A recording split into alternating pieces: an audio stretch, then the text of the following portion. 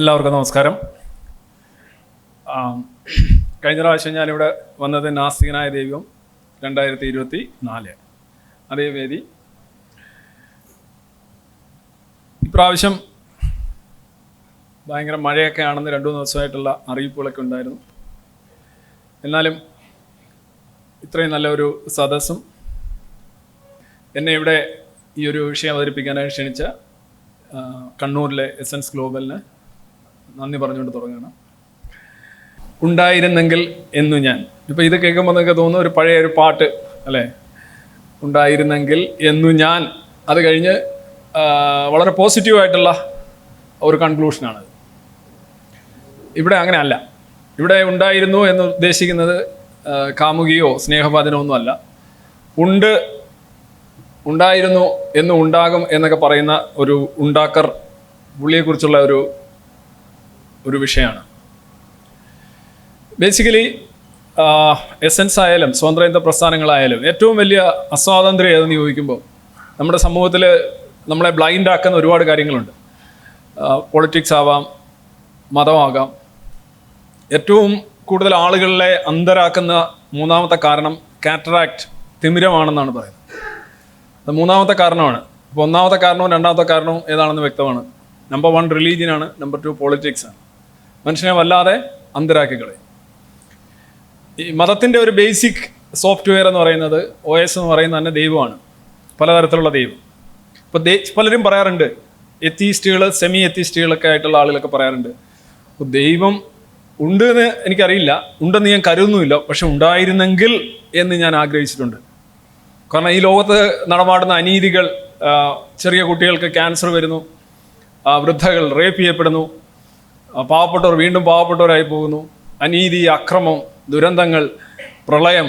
അപ്പോൾ ഒരാളുണ്ടായിരുന്നെങ്കിൽ ഇതൊക്കെ നോക്കിക്കാണാനും ചെയ്യാനും ഒക്കെ ഉണ്ടായിരുന്നെങ്കിൽ എന്ന് ഞാൻ ആഗ്രഹിച്ചു പോകാറുണ്ട്. പക്ഷെ ഞാൻ ഒരു വിശ്വാസിയൊന്നുമല്ല, പക്ഷെ ഞാനൊന്ന് ആഗ്രഹിച്ചു പോയിട്ടുണ്ട്. ഇതൊരു പൊങ്ങച്ചമായിട്ട് പറയുന്നതാണ് ആളുകൾ. ഒരു ചന്തത്തിന് സംസാരിക്കാന്ന് പറയും ഞങ്ങൾ കൊല്ലത്ത്. എന്താണ് ഇവിടെ എന്ന് എനിക്കറിയില്ല. കേൾക്കുമ്പോൾ നന്നായിരിക്കണം, പക്ഷെ കഴമ്പൊന്നും ഉണ്ടാവില്ല. ലെയ്സ് പോലെ ഉണ്ടാവും. ലെയ്സ് കണ്ടിട്ടുണ്ട്, ഇങ്ങനെ വീർത്തിരിക്കും, അത് കുത്തിക്കഴിഞ്ഞാൽ സംഗതി ഒന്നുമില്ല. ഈ ചന്തം വർത്തമാനത്തിൻ്റെ ഒരു സാങ്കത്യമാണ് ഞാൻ ഇവിടെ നിന്ന് ചർച്ച ചെയ്യാൻ ആഗ്രഹിക്കുന്നത്. ഉണ്ടായിരുന്നെങ്കിൽ എന്ന് ഞാൻ എൻ്റെ ഉത്തരം കൂടെ പറയാം. ഒരിക്കലും ആഗ്രഹിച്ചിട്ടില്ല. അതാണ് എൻ്റെ ഉത്തരം. ഓക്കെ, എന്തുകൊണ്ട് എന്ന് ഞാൻ പറയാം.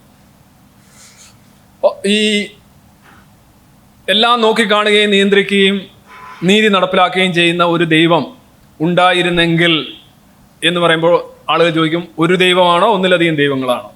ഇതൊരു സംശയമാണ്, ഒരു ചരിത്രപരമായ സംശയമാണ്. ദൈവങ്ങളുടെ എണ്ണം എത്ര? അതിനെ ചിലപ്പോൾ എല്ലാവരും അവൾ എന്നൊരിക്കലും പറയില്ല, അവൻ എന്നാണ് പറയുക. അപ്പോൾ സിംഗുലർ ആയിട്ടാണ് പറയുക. അവൻ ഏകനാണ്, സോളിറ്റ്യൂഡ്.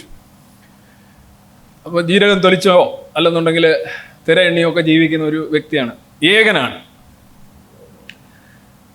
അപ്പം ഇത് മതങ്ങൾ പൊതുവെ അംഗീകരിക്കാറില്ല, പ്രത്യേകിച്ച് ആധുനിക മതങ്ങൾ. അവർ പറയുക ദൈവം ഒറ്റയാണ്, ഒന്നിലധികം ആളുകൾ ഉണ്ടാവില്ല. അതിൽ ഖുറാനിൽ തന്നെ പറയുന്ന ഒരു വാചകം, ദൈവങ്ങളുടെ എണ്ണം ഒന്നിലധികം ആണെങ്കിൽ അവർ തമ്മിലടിച്ച് ആകെ പ്രശ്നമാക്കുന്നതാണ്. വളരെ നല്ല ലോജിക്കാണ് അല്ലേ? അപ്പോൾ അതുകൊണ്ട് നമ്മുടെ ഈ ചർച്ചയിലേക്ക് ഞാൻ ഒന്നിലധികം ദൈവങ്ങളെ എടുക്കുന്നില്ല. ഒന്നിലധികം ദൈവങ്ങളാണ് യഥാർത്ഥത്തിൽ കുറെ കൂടെ ഡെമോക്രാറ്റിക്. എല്ലാ അധികാരവും എല്ലാ പവറും ഒരാളിലേക്ക് വന്നു കഴിഞ്ഞാൽ അയാൾ ഒരു ഡെസ്പോട്ടിക് ആയിട്ടോ ഡിക്റ്ററ്റോറിയലായിട്ടോ മാറാൻ അധികം സമയം വേണ്ട. ഏകദൈവം എന്ന് പറഞ്ഞാൽ ഒരു ഫാഷിസ്റ്റ് സങ്കല്പം പോലെ, അങ്ങനെ സങ്കല്പം നടത്തുന്ന പോലും ഒരു ഫാഷിസമാണ്. അപ്പോൾ ബഹുദൈവങ്ങളാണ് നല്ലത്. എല്ലാത്തിനും ഓരോന്ന് നടക്കുന്നു. പഞ്ചായത്ത്, ത്രിതല പഞ്ചായത്ത് പോലെ, അല്ലെങ്കിൽ അതിന് താഴെ എല്ലാവർക്കും ഓരോ അധികാരങ്ങൾ എല്ലാവരും നോക്കി നടത്തുന്നു. പെട്ടെന്നൊരു തീരുമാനം എടുക്കുന്നില്ല, എല്ലാവരോടും അന്വേഷിക്കുന്നു, ആരായുന്നു. അതല്ലേ കുറച്ചുകൂടെ നല്ലത്. ജനാധിപത്യ വിരുദ്ധമാണ് ഏകദൈവം. അതൊരു ഫാഷിസ്റ്റ് സങ്കല്പമാണ്. എല്ലാ ഫാഷിസ്റ്റ് കൂട്ടായ്മകളിലും ഏകദൈവങ്ങളുണ്ടാവും. അപ്പോൾ അതുകൊണ്ട് ഞാൻ ഏകദൈവത്തെക്കുറിച്ച് മാത്രമാണ് ഇവിടെ സംസാരിക്കുന്നത്. ഇപ്പോൾ ഇവിടെ പലരും ചോദിക്കാറുണ്ട്, ഏത് പ്രായത്തിലാണ് നിരീശ്വരവാദി ആകേണ്ടത്? അപ്പോൾ കേരളം പോലുള്ള ഒരു സമൂഹത്തിൽ പറയും, ചിലർ പറയും, നിങ്ങളെല്ലാം ഈ വീട്ടിലെ പരിപാടിയെല്ലാം കഴിഞ്ഞിട്ട് കലമൊക്കെ മഴക്കി അടച്ചു വെച്ചിട്ട് പോയി കിടന്നുറങ്ങുക എന്നൊക്കെ പറയുന്ന ഒരു രീതി ഉണ്ടല്ലോ. അപ്പോൾ കുട്ടിക്കാലത്ത് സ്കൂളിൽ പഠിക്കുന്ന കാലഘട്ടത്തിൽ നിങ്ങൾക്ക് സംശയങ്ങളും നിങ്ങളെ വിശ്വസിക്കാൻ തുടങ്ങുകയും എന്നൊരു കാലഘട്ടത്തിൽ നിങ്ങളത് പുറത്തു പറയാൻ ആഗ്രഹിക്കില്ല. ബിക്കോസ് അധ്യാപിക നിങ്ങളുടെ മാർക്ക് കുറയ്ക്കും, കുരുത്തം കെട്ടവൻ എന്നുള്ള വിളി വരും, അച്ഛനും അമ്മയ്ക്ക് ഇഷ്ടപ്പെടില്ല, സമൂഹത്തിലും ഒരു വല്ലാത്ത ഒരു റബൽ എന്നുള്ള രീതി കാണും. മൊത്തത്തിലൊരു ശരിയല്ലാത്ത കുട്ടി എന്ന് നിങ്ങൾക്കൊരു പേര് വരും എന്ന് പേടിച്ച് സ്കൂളിൽ നിങ്ങൾ മൗനം പാലിക്കും, നിങ്ങൾ അധികം ഒന്നും മിണ്ടത്തില്ല. എന്നാലും ചില ടീച്ചർമാർ കുറച്ചുകൂടെയൊക്കെ സ്നേഹസമ്പന്നമായിട്ട് ഇടപെടുന്ന ടീച്ചേഴ്സിനോടൊക്കെ കുറച്ചൊന്ന് സംസാരിക്കും എന്നല്ലാതെ പിന്നെ കൂട്ടുകാരോടും പറയത്തില്ല. കൂട്ടുകാർക്ക് പിന്നെ ഈ എന്താ പറയുന്നത്, കണ്ണും മൂക്കില്ല എന്നാണ് വിശ്വാസികൾ എപ്പോഴും, ബിക്കോസ് ദേ ആർ ബ്ലൈൻഡ്. പിന്നെ അത് കഴിഞ്ഞ് എന്നാൽ ഒരു കാര്യം ചെയ്യാം, സ്കൂളൊക്കെ കഴിഞ്ഞിട്ട് കോളേജിലൊക്കെ പോകുമ്പോൾ അല്ലേ, പണ്ട് ഇത് തുടങ്ങാമെന്ന് പറയും. കോളേജിൽ ഏതാണ്ട് ഇതേ സമാനമാണ്. അപ്പോൾ കോളേജിൽ പോകുമ്പോൾ പിന്നെ പഠനം ഉഴപ്പും ആകെ പ്രശ്നമാവും. അന്നേരം വീട്ടിലെല്ലാവരും പറയും, നിന്റെ പഠനമൊക്കെ ഉഴപ്പിക്കും, നിനക്ക് ശരിക്കും വിശ്വാസം ഇല്ലാഞ്ഞിട്ടാണ്, ഇതാണെന്നൊക്കെ പറയും. അപ്പോൾ പഠനവും കഴിയും. അപ്പോൾ പിന്നെ ജോലി കിട്ടുന്നില്ല. ജോലിക്കായിട്ടുള്ള സപ്പോർട്ടിങ് സിസ്റ്റം വീട്ടിൽ നിന്ന് ഈ പ്രാർത്ഥന രൂപത്തിലും ഹോമ രൂപത്തിലും ഒക്കെ ഇങ്ങനെ വരും. അപ്പോൾ അന്നേരം ഇതൊന്നും പ്രഖ്യാപിക്കാൻ പറ്റില്ല. എന്നാൽ പറയും ഒരു ജോലിയൊക്കെ കിട്ടിയിട്ട്, എഡ്യൂക്കേഷൻ കഴിഞ്ഞ ഒരു ജോലിയൊക്കെ കിട്ടിയിട്ട് എത്തിസ്റ്റ് എന്ന് പറയാം. അപ്പോൾ ജോലി കിട്ടുമ്പോൾ എല്ലാം റെഡി ആകുമ്പോഴും അപ്പോഴാണ് കല്യാണം വരുന്നത്. അപ്പോൾ ഈ കല്യാണത്തിന് നമ്മൾ എത്തിയിട്ടാന്നൊക്കെ പറഞ്ഞു കഴിഞ്ഞാൽ നമ്മുടെ ഓപ്ഷൻസ് കുറയും. അതാണ് ആളുകളുടെ തെറ്റിദ്ധാരണയാണ്. ഓപ്ഷൻസ് കുറയും, എന്ത് ആളുകൾ വിചാരിക്കും, ഇതാണ് നടക്കില്ല എന്നൊക്കെ പേടിച്ച് കല്യാണം കൂടെ കഴിഞ്ഞിട്ട് രംഗത്തിറങ്ങാം എന്ന് വിചാരിക്കും അല്ലേ. കല്യാണം കഴിഞ്ഞ് അങ്ങോട്ട് പോകുമ്പോൾ അടുത്ത വിഷയമാണ് കുട്ടികൾ. വൈകി കഴിഞ്ഞാൽ ഓൾറെഡി ഈ സാധനം അതുമായിട്ട് കണക്റ്റഡ് ആവും. ഈ കുട്ടികളെ തരുന്നത് തന്നെ ഇദ്ദേഹമാണ് എന്നാണല്ലോ, ചൈൽഡ്. അപ്പോൾ കുട്ടികളോട് ആയി കഴിഞ്ഞിട്ട് തുടങ്ങാം എന്ന് കരുതുക. കുട്ടികൾ ആയി കഴിഞ്ഞതിന് ശേഷം പിന്നെ അടുത്ത ഇതെന്ന് പറയുന്നത് അവരുടെ കല്യാണം. അത് ഭയങ്കര പ്രശ്നമാണ്. ഇവിടെ പല യുക്തിവാദികളൊക്കെ ഇങ്ങനെ കറക്റ്റ് ഇങ്ങനെ മനുവങ്കൾ മോഡൽ നോക്കിയിരിക്കുകയാണ്, അവരുടെ കല്യാണം എങ്ങനെ നടത്തുന്നു. അപ്പോൾ അത് കഴിഞ്ഞിട്ടാകാം എന്ന് വെക്കുന്നു. അപ്പോൾ അത് കഴിഞ്ഞിട്ടാകുമ്പോൾ അപ്പോൾ കുട്ടികൾ അതുകൂടെയൊക്കെ ആയിക്കഴിഞ്ഞാൽ നമുക്കൊന്ന് ധൈര്യമായിട്ട് പിന്നെ ഒന്നും നോക്കാനില്ലല്ലോ, പേടിക്കാനും ഇല്ല, ഇറങ്ങാം എന്ന്. ഞാൻ പറയുന്നത് അവിടെയും നിർത്തണ്ട, മരിച്ചു കഴിഞ്ഞാൽ തുടങ്ങുന്നതായിരിക്കും കുറച്ചുകൂടെ നല്ലത്. അതാവുമ്പോൾ പിന്നെ ഒന്നും പേടിക്കേണ്ട കാര്യമില്ല. എന്നോട് സ്ഥിരം ആളുകൾ ചോദിക്കുന്നത്, ഏത് പ്രായത്തിൽ, ഏത് തലത്തിൽ, ഏത് ഘട്ടത്തിൽ നിരീശ്വരവാദിയാകാം, അത് എത്ര കാലം വരെ അത് ഉള്ളിൽ ഒതുക്കണം എന്നുള്ളൊരു ചോദ്യത്തിന് ഏറ്റവും തൃപ്തികരമായി എനിക്ക് നൽകാനുള്ള മറുപടി ഇതായിരിക്കും, മരിച്ചു കഴിഞ്ഞു. ഈ മരിച്ചു കഴിഞ്ഞുള്ള ഒരു ഇതിനൊരു പ്രത്യേകതയുണ്ട്. നിങ്ങൾ H.G. വെൽസിൻ്റെ ഇൻവിസിബിൾ മാൻ എന്നുള്ള ആ ഒരു ഇത് വായിച്ചിട്ടുണ്ടാവും, അതിൻ്റെ ഫിലിം കണ്ടിട്ടുണ്ടാവും. അതിൽ ഒരാളുണ്ട്, പക്ഷെ അയാളെ കാണാൻ മറ്റാർക്കും സാധിക്കില്ല. അയാൾ എല്ലായിടത്തും പോകുന്നുണ്ട്, കാണുന്നുണ്ട്, അങ്ങനെയൊക്കെയാണ്. പക്ഷെ ഇതിനേക്കാളൊക്കെ ഉപരിയായിട്ടുള്ള ഒരു പടുകൂറ്റൻ സിദ്ധാന്തമാണ്, നിങ്ങൾക്ക് ശരീരമില്ല, you have no body and you are no buddy. നോക്കൂ, ഇപ്പോൾ സുരേന്ദ്രൻ ചേട്ടൻ ഇവിടെ വന്നിരിക്കുന്നു. ചേട്ടൻ ഇവിടെ വരുന്നു, ചേട്ടന് ബോഡി ഇല്ല. ചേട്ടന് ബോഡി ഇല്ലാത്തായിരുന്നു ആലോചിച്ച് നോക്ക്. ഇവിടെ ഇരിക്കുന്നു, എല്ലാം കാണുന്നു, കേൾക്കുന്നു, പക്ഷേ ആർക്കും ഒരു സംശയവുമില്ല. തിരിച്ചു പോകുന്നു. അത് നമ്മൾ കാണാൻ വിലക്കപ്പെട്ട കാഴ്ചകൾ നമ്മൾ കാണുന്നു, കേൾവികൾ നമ്മൾ കേൾക്കുന്നു. വേദനയില്ല, രോഗമില്ല, പെയിൻ്റ് അടിക്കണ്ട, വസ്ത്രം വാങ്ങിക്കണ്ട, എന്തെല്ലാം പ്രശ്നം, ഉറങ്ങണ്ട, തിന്നണ്ട, പക്ഷെ നമ്മളുണ്ട്. എല്ലാം കാണുന്നു, പത്രസമ്മേളനം കാണുന്നു, സിനിമ കാണുന്നു, എല്ലാം അനുഭവിക്കുന്നു, പറന്ന് നടക്കുന്നു, വർഷാവർഷം കലണ്ടർ നോക്കിയിട്ട് ബലിയിടുന്ന സ്ഥലത്ത് ചെല്ലുന്നു. വേറെ കുട്ടികളുടെ കല്യാണമൊക്കെ വരുമ്പോൾ ഇങ്ങനെ ഒന്ന് അനുഗ്രഹിക്കുന്നു. വേൾഡ് കപ്പ് നടക്കുമ്പോൾ അവിടെയുണ്ട്, അസുഖമില്ല, മരുന്നും വേണ്ട, ഒന്നും വേണ്ട. എങ്ങനെയുണ്ടോ? That will be wonderful, right? ഇതാണ് ഒരു മതത്തിൻ്റെ ഒരു അൾട്ടിമേറ്റ് റിലീജിയസ് ഫാൻറ്റസി എന്ന് പറയുന്നത്. ഇതിനെയാണ് ഈ ആത്മാവെന്ന് പറയുന്ന സത്യത്തിൽ. ഈ ശരീരം എന്ന് പറയുന്നത് പരമമായ ഒരു ബാധ്യതയാണ് മനുഷ്യനെ സംബന്ധിച്ച്. അതിങ്ങനെ കീപ്പപ്പ് ചെയ്തുകൊണ്ട് പോകാനും മെയിൻറ്റെയിൻ ചെയ്തുകൊണ്ട് പോകുകയാണെന്നുള്ളത് നമ്മുടെ ഏറ്റവും വലിയൊരു വെല്ലുവിളി. അതില്ലാതെ ഒരു ആത്മാവ് എന്നുള്ള ഒരു തലത്തിലേക്ക് പോയി കഴിഞ്ഞാൽ ഈ പുള്ളി ഉണ്ടെങ്കിൽ, ഈ പറയുന്ന ദൈവം ഉണ്ടെങ്കിൽ ഈ സാധനം ഉണ്ടാവും. ഇപ്പോൾ ഹിന്ദു വിശ്വാസമൊക്കെ അനുസരിച്ച് നിങ്ങൾ ആത്മാവാണ്, പരമാത്മാവിലേക്ക് നിങ്ങൾക്കൊരു ബന്ധമുണ്ട്. നിങ്ങളുടെ ജീവിതത്തിൽ നിങ്ങളിങ്ങനെ ചെയ്ത് മേളിൽ പരമാത്മാവിൽ പോയി ലയിക്കുകയോ ഇവിടെ കിടന്ന് കറങ്ങുകയോ ചെയ്യും, സർക്കത്തിൽ കറങ്ങുകയോ ചെയ്യും. പക്ഷെ നിങ്ങളൊരു കർമ്മസാക്ഷിയായിട്ട് എല്ലായിടത്തും ഉണ്ടാകും എന്നാണ് പറയുന്നത്. ഇത് ഇദ്ദേഹം ഉണ്ടെങ്കിൽ ഇങ്ങനെ സംഭവിക്കും. പക്ഷെ എന്നാലോചിച്ച് നോക്കൂ, ഇതിനകത്ത് ഒരു അബ്സർഡിറ്റി നോക്കൂ. നിങ്ങൾ കാണും. എങ്ങനെ കാണും? കാണുക എന്ന് പറയുന്ന ഒരു ജൈവികമായ മാനുഷികമായ ഒരു പ്രക്രിയയാണ്. ഒരു വസ്തുവിൽ പ്രകാശം വീഴുമ്പോൾ അത് പ്രതിഫലിച്ച് നിങ്ങളുടെ കണ്ണിൽ വന്ന് വീഴുന്നു. റോഡ്സ് ആൻഡ് കോൺസ്, പിന്നെ നെർവ്സ്, ഇമേജ് ബിൽഡിങ്, അതിൻ്റെ ഇൻവേർട്ടഡ് ആയിരിക്കും, പിന്നെ നേരെയാകും. ഇതൊരു പ്രോസസ്സാണ്. ഇതിനെയാണ് കാഴ്ച നമ്മൾ പറയുന്നത്. എങ്ങനെയായാലും ഉള്ളതായാലും ഇല്ലാത്തതാണേലും ഇതാണ് കാഴ്ച. അപ്പോൾ നിങ്ങൾക്ക് അത്യാവശ്യം എങ്ങനെയാണ് കണ്ണില്ലാതെ കാഴ്ച, അല്ലെന്നുണ്ടെങ്കിൽ മസ്തിഷ്കം ഇല്ലാതെ എങ്ങനെയാണ് കാഴ്ച?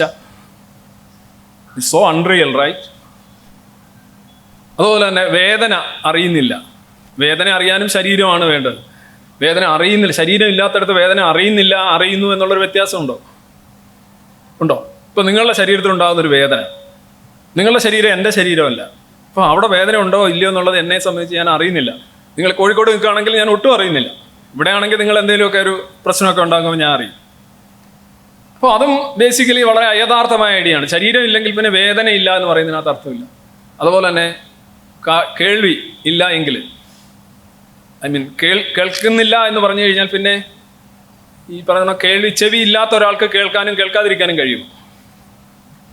ഇതാണ് അൾട്ടിമേറ്റ് ആയിട്ടുള്ള റിലീജിയസ് ഫാൻറ്റസി. ഇതൊരു അൺറിയൽ ആയിട്ടുള്ള ഒരു ഫാൻറ്റസിയാണ്. ഈ ഫാൻറ്റസിയാണ് യഥാർത്ഥത്തിൽ മനുഷ്യർക്കിടയിലേക്ക് കുത്തിത്തിരികാൻ ഈ ഒരു സങ്കല്പം, ദൈവം എന്ന് പറയുന്ന സങ്കല്പം കാരണമാണ്. അപ്പോൾ അങ്ങനെ ഒന്നുണ്ടാക്കുന്നത് മനുഷ്യനെ യാഥാർത്ഥ്യബോധം നഷ്ടപ്പെട്ട് ഒരു സ്വപ്നജീവിയായിട്ട് ജീവിക്കാൻ പ്രേരിപ്പിക്കും. അങ്ങനെയൊന്നും ഉണ്ടാകണം എന്നുള്ള ആഗ്രഹം എനിക്കുണ്ടാകാത്തതിൻ്റെ കാരണം അതാണ്.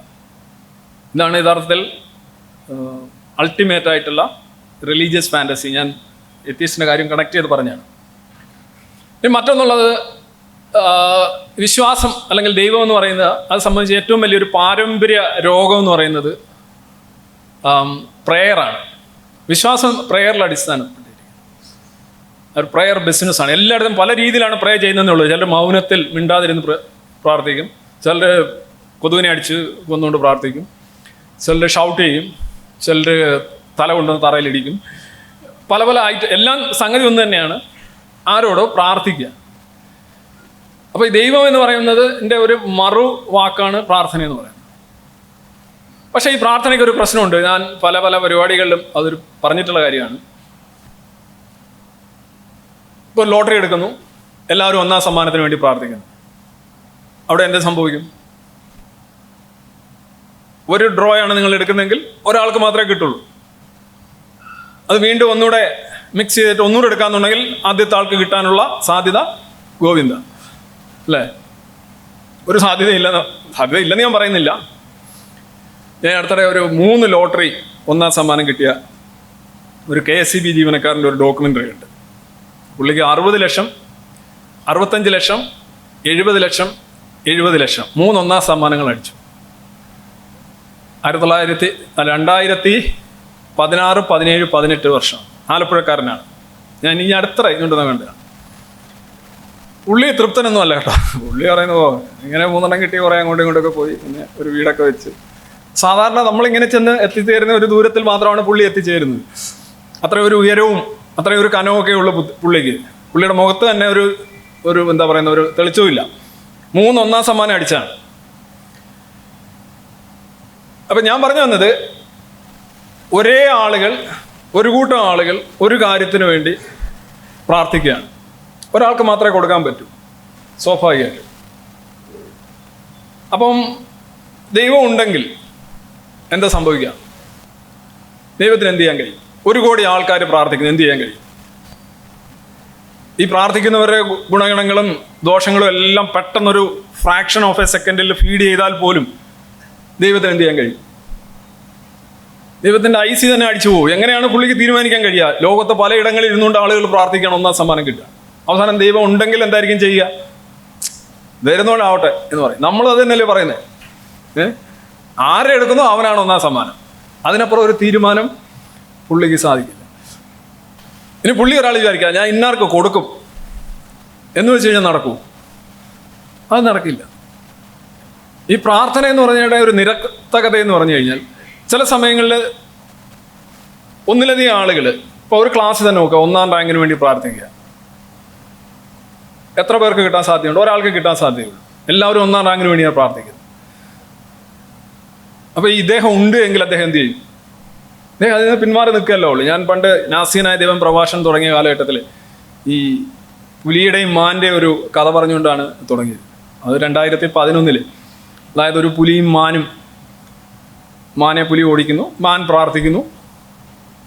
പുലി 10 ദിവസമായിട്ട് ആഹാരം കഴിച്ചിട്ടില്ല. പുലി പ്രാർത്ഥിക്കുന്നു, മാൻ പ്രാർത്ഥിക്കുന്നു, പുലി പ്രാർത്ഥിക്കുന്നു. അവിടെ എന്ത് നടക്കും എന്ന് ചോദിക്കുമ്പോൾ അവിടെ എന്താ നടക്കുന്നത്? രണ്ട് ഭാഗത്തും നല്ല കറക്റ്റായിട്ടുള്ള ആർഗ്യുമെൻറ്റ്സ് ഉണ്ട്. പുലിക്ക് ആഹാരം വേണം, പുലിയെ മാംസമൊക്കെ ആക്കി. മാനിനെ സംബന്ധിച്ച് നോക്കുകയാണെങ്കിൽ മാനല്ലെങ്കിൽ മുയൽ പോട്ടെ, എന്തോ ആയിക്കോട്ടെ, അതിൻ്റെ കൊച്ചുങ്ങളെയൊക്കെ നോക്കണം. ഇപ്പോൾ പ്രസവിച്ച് ഇട്ടിരിക്കുന്ന കുട്ടികളാണ്. രണ്ടുപേരും പ്രാർത്ഥിക്കുകയാണ്. പ്രാർത്ഥിച്ച് കഴിഞ്ഞാലും ഈ ദൈവം എന്ന് പറയുന്നത് ഉണ്ടെങ്കിൽ എന്ത് ചെയ്യാൻ കഴിയും? എന്തായിരിക്കും ദൈവം അവിടെ ചെയ്യുന്നത്? പുലിക്ക് ആഹാരം കൊടുക്കണം, പുലിയെ മാംസമൊക്കാക്കി. മാന് എന്ത് ചെയ്യണം? മാൻ ഇങ്ങനെയൊക്കെയാണ് പ്രാണന് വേണ്ടി ജീവിതം തരൂ, അങ്ങനല്ലേ ജീവിതം തന്നത്, എനിക്കൊരു അല്പം സമയം കൂടി തരൂ, കുട്ടികളെയൊക്കെ നോക്കട്ടെ. എന്ത് ചെയ്യും? അന്നും ഇങ്ങനെയൊക്കെയായിരുന്നു ഞാൻ ചോദിച്ചപ്പോൾ ആളുകൾ ഇരുന്നത്. കാരണം ഇതിനൊന്നും ഒരു ഉത്തരവില്ല. അവസാനം പറയുമോ അതെന്തുവാ, നിങ്ങൾ എന്തെങ്കിലും ആയിക്കോ എന്ന് നമ്മൾ പറയാറുണ്ടല്ലോ. ആ ഒരു ലെവലിലേക്ക് പോകും. എന്താണോ സംഭവിക്കുന്നത് അതാണ് എൻ്റെ തീരുമാനം. UDF ജയിച്ചോ അതാണ് ഞാൻ പറഞ്ഞത്, LDF ജയിച്ചോ അതാണ് ഞാൻ പറഞ്ഞത്. ആ രീതിയിൽ ചില ആൾക്കാരുണ്ടല്ലോ, അത്രേ സാധിക്കുള്ളൂ. ഈ പുള്ളി ഉണ്ടെങ്കിലാണ്, ഇല്ലെങ്കിൽ ഒരു പ്രശ്നവുമില്ല. ഇല്ലെങ്കിൽ നമുക്കെന്താണ്? നമുക്കറിയാം ഒരാൾക്ക് കിട്ടും, അത് അങ്ങനെ തന്നെയാണ്, അത് ഒരാൾക്കേ കിട്ടുകയുള്ളൂ. അതൊരു യാഥാർത്ഥ്യബോധത്തോടെ നമുക്ക് മുന്നോട്ട് പോകും. മറിച്ച് പ്രാർത്ഥനയിലാണെങ്കിൽ അങ്ങനെ നടക്കില്ല. പിന്നെ അതേപോലെ തന്നെ ഒരാൾ പ്രാർത്ഥിക്കുന്നു, എനിക്കെല്ലാം കിട്ടണേ. തൊട്ടടുത്ത് നിങ്ങളുടെ സ്നേഹസമ്പന്നനായിട്ട് അയൽക്കാരൻ പ്രാർത്ഥിക്കുന്നു, എനിക്ക് കിട്ടിയില്ലെങ്കിലും വേണ്ട, എല്ലാം അവന് കിട്ടരുത്. അങ്ങനെ ആയിരിക്കുമല്ലോ. അയൽക്കാരെന്ന് പറയുമ്പോൾ ബേസിക്കലി അവരുടെ പ്രാർത്ഥനകളിൽ എപ്പോഴും നമ്മളുണ്ടാവും. ചരിത്രപരമായിട്ട് അങ്ങനെയാണ്. അവരെന്തെങ്കിലും നമ്മളെക്കുറിച്ച് പ്രാർത്ഥിക്കാതിരിക്കത്തില്ല. മിക്കവാറും നമ്മളിങ്ങനെ കെട്ടിപ്പോക്കുന്ന സാധനങ്ങളെല്ലാം അവനിങ്ങനെ ക്ലിപ്പ് ചെയ്തുകൊണ്ടിരിക്കും.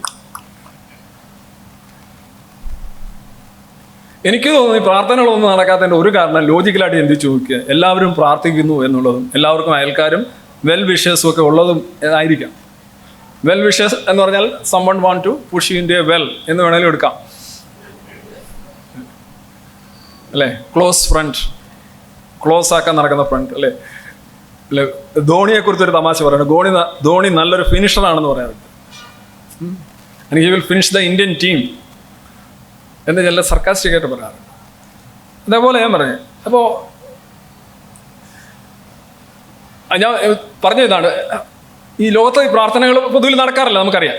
വിശ്വാസിക്ക് നടന്നാൽ അത്ഭുതം, നടന്നില്ലെങ്കിൽ ഒന്നുമില്ല എന്നുള്ളതാണ് വിശ്വാസിയുടെ ഒരു തീരുമാനം. കാര്യം ആദ്യമേ അവനങ്ങ് ശീലിച്ചിരിക്കുന്നു, ഒന്നും നടക്കാൻ പോകുന്നില്ല, ഒരു ഇതില്ല, എന്നാലും നമ്മളിത് ചെയ്യുകയാണ്.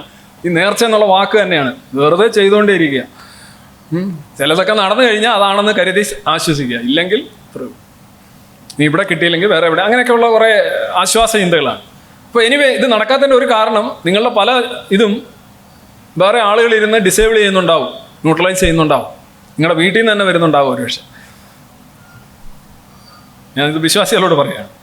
സോ ഇങ്ങനെ ഒരു സിസ്റ്റം ഉള്ളത് കൊണ്ട് ഇപ്പോൾ ഈ പുലിക്കും കടുവയ്ക്കും സിംഹത്തിനും വേണ്ട സാധനം ഒന്ന് തന്നെയാണ്, ഒരാൾക്കേ കൊടുക്കാൻ പറ്റുള്ളൂ.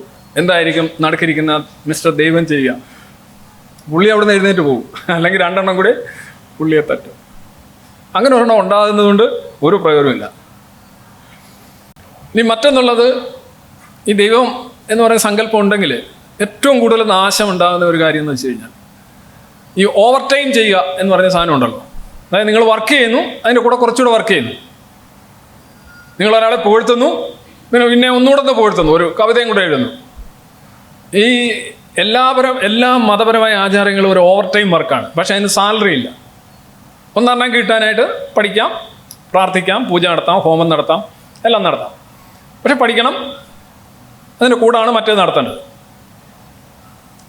നിങ്ങൾക്ക് കിട്ടുന്ന പ്രതിഫലം എന്താണ്? നിങ്ങൾ പഠിച്ചതിൻ്റെ, നിങ്ങൾ വർക്ക് ചെയ്തതിൻ്റെ പ്രതിഫലമാണ് നിങ്ങൾക്ക് കിട്ടുന്നത്. ബാക്കിയുള്ള ഐറ്റത്തിനൊന്നും പ്രതിഫലം ഇല്ല, ഉണ്ട് നിങ്ങൾ ധരിക്കുന്നു. കാരണം അത് മാത്രം ചെയ്താൽ മറ്റുള്ളവർക്ക് കിട്ടുകയും ചെയ്യുന്നുണ്ട്. അല്ലേ? പണ്ട് ആളുകൾ മദ്യപിക്കുന്ന ആളുകളുടെ കാര്യം പറയില്ലേ, റമ്മ് കുറച്ച് വെള്ളമൊക്കെ കഴിച്ചു, നല്ല കിക്കായി. വിസ്കി കുറച്ച് വെള്ളമൊക്കെ അടിച്ചു, കിക്കായി. പിന്നെ വേറെ ഏതാ, എനിക്കെല്ലാം ഐറ്റമൊന്നും അറിയത്തില്ല, ശ്രീകുമാർ സാറിനെ നോക്കുന്നത്. റമ്മ്, വിസ്കി, പിന്നെ ഏതാ, സ്കോച്ച്. അതിനകത്ത് കുറച്ച് വെള്ളമൊക്കെ അടിച്ചു, കിക്കായി. വിശ്വാസി എങ്ങനെയായിരിക്കും ചിന്തിക്കുന്നത്? ഇതിനകത്ത് എല്ലാം ചേർത്ത സാധനം എന്താണ്? വെള്ളം. അപ്പൊ കിക്കാവുന്നതിന്റെ കാരണം വെള്ളം എന്നായിരിക്കും അവൻ ചിന്തിക്കുന്നത്. അങ്ങനെ ചിന്തിക്കുന്നതിനാണ് മതം എന്ന് പറയുന്നത്. ഇത് ആക്ച്വലി ഞാൻ വർഷങ്ങൾക്ക് മുമ്പ് തന്നെ പറഞ്ഞാണ്. സാധാരണ ഒരാളുടെ നമ്മളൊരു പടം വരയ്ക്കണം, നിങ്ങൾക്ക് 1ാം സമ്മാനമുണ്ട്, നിങ്ങളുടെ ആനയെ വരയ്ക്കാൻ പറയുന്നു. നമ്മളെല്ലാവരും ആനയെ വരയ്ക്കുന്നു. വിശ്വാസി ആനയെ നന്നായിട്ട് വരയ്ക്കുന്നു, എൻ്റെ കൂടെ ഒരു കൂനയും കൂടെ വരച്ചു വെക്കുന്നു. എന്നിട്ട് അവന് സമ്മാനം കിട്ടുന്നു. അവൻ പറയുന്നു, ബിക്കോസ് ഓഫ് ദിസ് കൂന I got the prize. Actually കൂന ഇല്ലാത്തവനായിരിക്കും ചിലപ്പം 1ാം സമ്മാനം കിട്ടുന്ന, അല്ലെങ്കിൽ അതിൻ്റെ തൊട്ട് താഴെ കിട്ടുന്നത്. ഇതൊരു ഓവർ ടൈമാണ്. നമ്മുടെ മനുഷ്യരാശിക്ക് മൊത്തത്തിൽ നമ്മുടെ മണി, ടൈം, ഊർജം, ഈ സാധനങ്ങൾ നമ്മളിൽ നിന്ന് ഒരുപാട് അധികമായിട്ട് ചിലവഴിക്കേണ്ടി വരുന്ന ഒരു ഓവർ ടൈം ബിസിനസ്സാണ്. പക്ഷേ ദർ ഇസ് നോ സാലറി ഇല്ലെന്ന് നമ്മൾ അറിയുന്നുമില്ല. നമ്മൾ വിചാരിക്കുന്ന ഓവർ ടൈം ചെയ്തുകൊണ്ടാണ് ഇത്രയും സാലറി കിട്ടുന്നത്. ആക്ച്വലി നിങ്ങളുടെ സാലറി അതാണ്. നിങ്ങൾ കരുതുന്നത് നിങ്ങൾ ഓവർ ടൈം ചെയ്തുകൊണ്ടാണ് ഇത്രയും കിട്ടിയെന്ന്. അല്ല. പോട്ടെ, അത് ഇപ്പം ഇത് സ്ഥിരം നിങ്ങൾ കാണുന്നതാണ്. ISRO ടീമുകൾ എല്ലാം റെഡിയാക്കി വെച്ചിട്ട് പിന്നെ ക്രയോജനിക്സും ഫ്യൂവലും ഒക്കെ സെറ്റ് ചെയ്തിട്ട് നേരെ റോക്കറ്റിൻ്റെ ഒരു മോഡലും കൊണ്ട് തിരുപ്പതിയിലേക്ക് പോകും. എന്നെങ്കിൽ മാത്രമേ അവർക്ക് തിരുപ്പതി ആവുകയുള്ളൂ. അവിടെ ചെന്നിട്ട് ഇത് ചെയ്യും, തിരിച്ചു വരും, റോക്കറ്റ് വിടും. കുറേ എണ്ണം മേലോട്ട് പോവും, കുറേ എണ്ണം താഴെ കിടക്കും. മേലോട്ട് പോയതെല്ലാം തിരുപ്പതി ഭഗവാന് തിരുപ്പതി ആയതുകൊണ്ടും ബാക്കിയുള്ളതൊക്കെ അതേ ഭഗവാന് തിരുപ്പതി ആകാത്തത് കൊണ്ടും വളരെ ഇതായിട്ട്. ആക്ച്വലി കാര്യം നടക്കുന്നത് എന്താണെന്ന് നമുക്കറിയാം. നമ്മൾ ചെയ്ത വർക്കാണ്, കാൽക്കുലേഷൻസ് ആണ്, ടെക്നിക്കലായിട്ടുള്ള മോഡുലേഷൻസ് ആണ്. പക്ഷേ ഇത് ചെയ്തെങ്കിലേ ഇതൊരു ISRO ചീഫാണ്, ശിവൻ എന്നാണ് അദ്ദേഹത്തിൻ്റെ പേര്. വേറൊരാളുണ്ട്, ഞാൻ പുള്ളിയുടെ ഒരുപാട് കാണിച്ചിട്ടുള്ളതുകൊണ്ട്. എല്ലാവരും ഇതേ റേഞ്ചാണ് ഒരുമാതിരി. ISROയുടെ ചീഫായിട്ട് വരുന്നത് മാധവൻ നായരായാലും സോമനാഥ് ആയാലും ഇദ്ദേഹമായാലും എല്ലാം ഒരേ ലെവലാണ്. എന്താണെന്ന് എനിക്കറിയില്ല. ഓവർ ടൈം വർക്ക് ചെയ്ത് വിത്തൗട്ട് സാലറി. ഞാൻ ഇങ്ങോട്ട് വന്നത് വന്ദേ ഭാരതിലാണ്. നല്ല വണ്ടിയാണ്, എല്ലാവരും യാത്ര ചെയ്യണം. ഞാൻ കോട്ടയത്തുനിന്ന് കയറി ഇവിടെ 4 മണിക്കൂർ കണ്ടി എടുത്തോളൂ. പെട്ടെന്ന് വന്നു. അതിനകത്ത് കയറിയപ്പോഴേ പറഞ്ഞു, ഇന്ത്യൻ റെയിൽവേ കോട്ടയത്ത് നിന്ന് കയറി എല്ലാവർക്കും ഒരു യാത്ര, ഹാപ്പി ജേർണി ആശംസിക്കുന്നു. ഞാൻ പറഞ്ഞു ആയിക്കോട്ടെ. പിന്നെ അത് കഴിഞ്ഞിട്ട് എറണാകുളത്തെത്തി പറഞ്ഞു, ഇന്ത്യൻ റെയിൽവേ എറണാകുളത്ത് നിന്ന് കയറി എല്ലാവർക്കും ഹാപ്പി ജേർണി. പിന്നെ ഇങ്ങനെ ഓരോ ജംഗ്ഷനിൽ വരുമ്പോൾ അവിടെ നിന്ന് കയറുന്നവർക്കെല്ലാം ഹാപ്പി ജേർണി പറയുന്നു. ഇത് കേൾക്കുന്നവർക്ക് ഓക്കെ, ലൈക്ക് എന്തെങ്കിലും കമ്മിറ്റ്മെന്റ് ഉണ്ടോ അതിനകത്ത്, എന്തെങ്കിലും റിട്ടേൺ, അങ്ങനെയൊന്നുമില്ല. Just like that. ആക്ച്വലി നമ്മളുടെ പ്രാർത്ഥന എന്നൊക്കെ പറയുന്നത് യഥാർത്ഥത്തിൽ ഇതേപോലെ ഉള്ളൂ. ഹാപ്പി ജേർണി പോയി ഇടിച്ചാലും ഇടിച്ചില്ലെങ്കിലും, വന്നാലും വന്നില്ലെങ്കിലും, ഡസൻറ്റ് മാറ്റർ. ഇത് പക്ഷേ നമ്മൾ അങ്ങനെ കാണുന്നുള്ളൂ.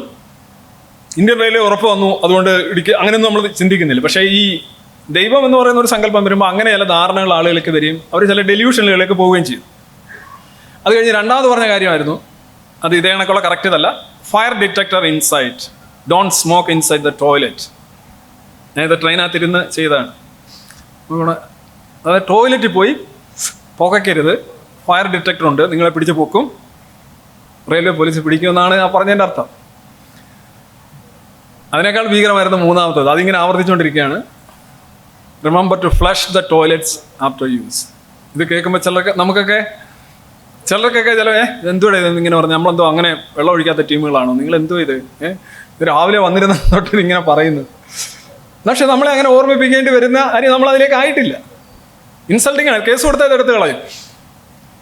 നമ്മളവിടെ കയറിയിരിക്കുമ്പോൾ നമ്മളോട് ഇങ്ങനെയൊക്കെ പറയുന്ന കാര്യം, നമുക്ക് അത്ര സിവിക് സെൻസ് ഇല്ലാത്തവരാണോ, അത്ര സിവിലൈസ്ഡ് അല്ലാത്തവരാണെങ്കിലല്ലേ അങ്ങോട്ട് പറയുന്നത്. നമ്മൾ നാം കടിക്കാതെ എന്ന് നമ്മൾ കൊച്ചുകുട്ടികളൊക്കെ പറയും.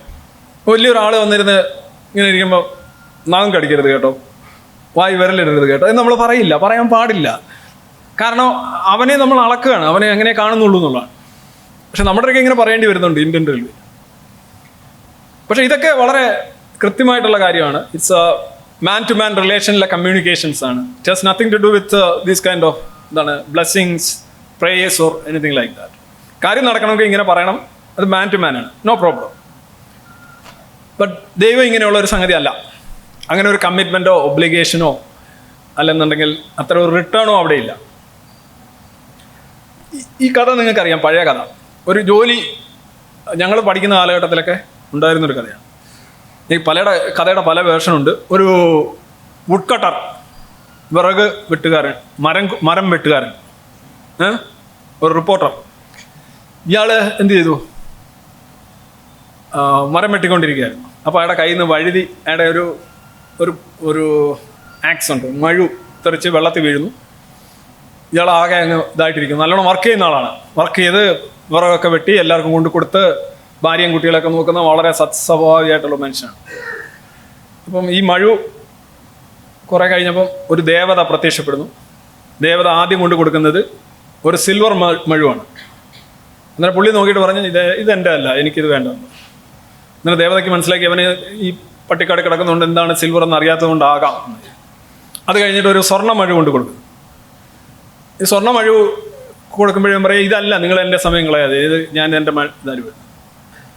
മൂന്നാമത് ദേവത ഒറിജിനൽ മഴു കൊണ്ട് കൊടുക്കുന്നു.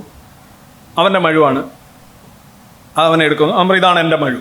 അവനെ സംബന്ധിച്ച് അധ്വാനമാണ് പ്രധാനം, അതിനുപയോഗിക്കുന്ന ഉപകരണമാണ് പ്രധാനം, അതാണ് അവന് വേണ്ടത്. He believes in his hands. അവൻ്റെ ഹാൻഡ്സ് ഇങ്ങനെ ഫോൾഡഡ് ഹാൻഡ്സ് അല്ല, വർക്കിംഗ് ഹാൻഡ്സ്. ഈ ഒരു മനുഷ്യനെ എങ്ങനെയാണ് ഈ ബ്ലെസ്സിങ് മെക്കാനിസം ഒരു അസൂയക്കാരനും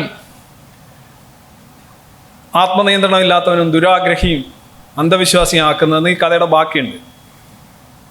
ഇയാൾ വീട്ടിൽ പോകുന്നു, ഭാര്യ കുട്ടികൾ അവരുമായിട്ടൊക്കെ സംസാരിക്കുന്നു. അവർ പറയുന്നു, നിങ്ങൾ എന്ത് പണിയാണ് കാണിച്ചത്? നിങ്ങൾ മറ്റേ രണ്ടെണ്ണം രണ്ടാമത് കിട്ടിയില്ലായിരുന്നു, അതായിരുന്നു ഏറ്റവും കൂടിയ ഐറ്റം, അത് സ്വർണ്ണമാണ്, അത് വാങ്ങിക്കണമായിരുന്നു എന്ന് പറഞ്ഞ്. എന്ത് മനുഷ്യൻ, നിങ്ങൾ ഇന്നും ഇങ്ങനെ വിറവ് വെട്ടി? ഞാൻ നിങ്ങൾക്കെല്ലാം പണിയെടുത്ത് നിങ്ങളെ സംരക്ഷിക്കുന്നില്ലേ, കാര്യങ്ങളൊക്കെ നോക്കുന്നില്ലേ? അതൊന്നും അല്ല, നിങ്ങൾ ഇത്രയും മണ്ടനായിപ്പോയല്ലോ എന്ന് പറഞ്ഞ് ആകെ അങ്ങ് കുറ്റം ചുമത്തി. മനുഷ്യനാകെ ചുരുണ്ടുപോയി. പുള്ളി അടുത്ത ദിവസം ചെന്നിട്ട് നന്നായിട്ട് വർക്ക് ചെയ്തുകൊണ്ടിരിക്കുന്ന മനുഷ്യനാണ്, ഒരു കളങ്കവും ഇല്ലാത്ത മനുഷ്യനാണ്. ഇവിടേക്ക് ഈ വൈറസ് കയറുകയാണ്. ഈ മനുഷ്യൻ എന്ത് ചെയ്യുന്നു? ഇത് എറിഞ്ഞിട്ട് മറ്റേത് കയ്യിൽ നിന്ന് അറിയാതെ വഴുതി പോയതാണെങ്കിൽ ഇപ്രാവശ്യം കുറേ വെട്ടൊക്കെ വെട്ടിയിട്ട് കോടാലി മഴു വലിച്ച് നദിയിലേക്ക് ഇടും. അപ്പോൾ ദേവത വീണ്ടും പ്രത്യക്ഷപ്പെടുന്നു. എന്നിട്ട് ദേവതയുടെ കാര്യമാണ് രസം. ഇതിൻ്റെ ഒരുപാട് കഥകളുണ്ട്. അതിലൊരു കഥ ഇങ്ങനെയാണ്.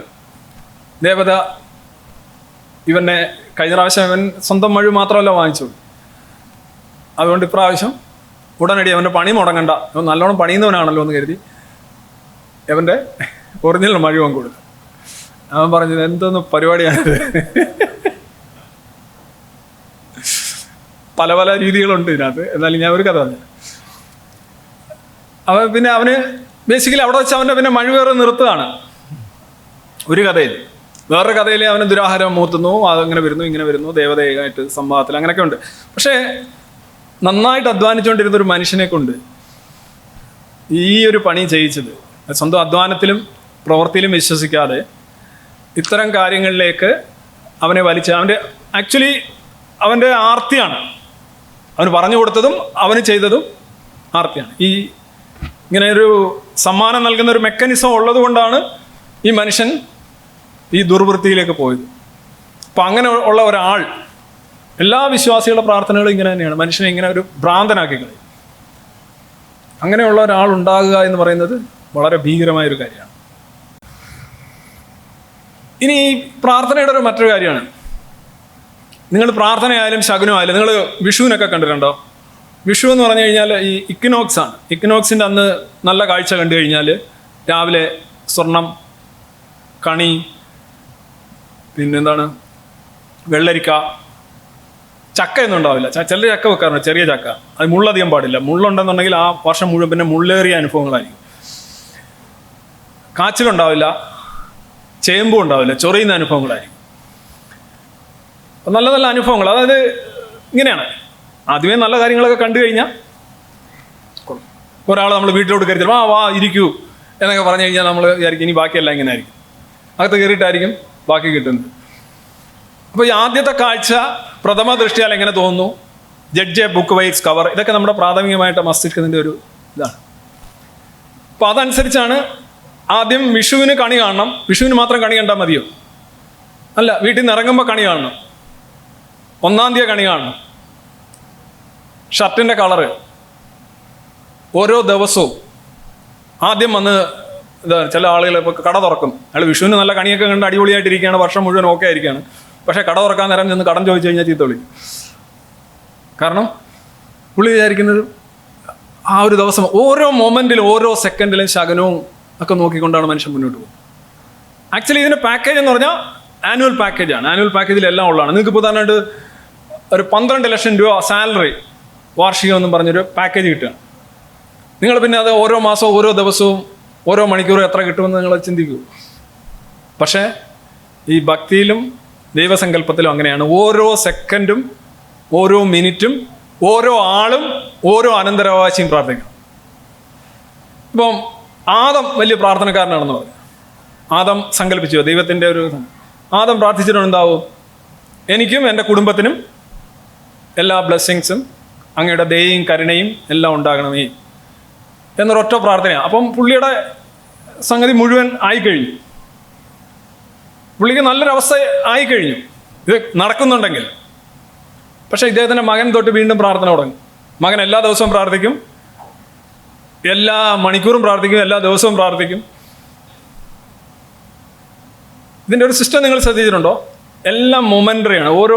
ഓരോ സെക്കൻഡ് ഓരോ മിനിറ്റും നിങ്ങൾക്ക് കുമ്പിടണം, പ്രാർത്ഥിക്കണം എന്നുള്ള അവസ്ഥ. അങ്ങനെ ആക്കുന്ന ഒരു വ്യവസ്ഥ ഇത് മാത്രമേ ഉള്ളൂ. ആദമിൻ്റെ പ്രാർത്ഥനയ്ക്കൊട്ടും ഒരു ഫലവുമില്ല. പിന്നെ മാത്രമല്ല, പ്രാർത്ഥന യഥാർത്ഥത്തിൽ സാധുവാണെങ്കിൽ ഒരാൾ പ്രാർത്ഥിച്ചാൽ മതി. എവിടെയെങ്കിലും മാറി ഇരുന്ന് സ്വസ്ഥമായിട്ടിരുന്നിട്ട് ദൈവത്തിലെല്ലാം അർപ്പിച്ചുകൊണ്ട് ഈ കേരളത്തിലുള്ള എല്ലാവർക്കും സന്തോഷവും ഐശ്വര്യവും സമൃദ്ധിയും സമാധാനവും ഉണ്ടാകട്ടെ.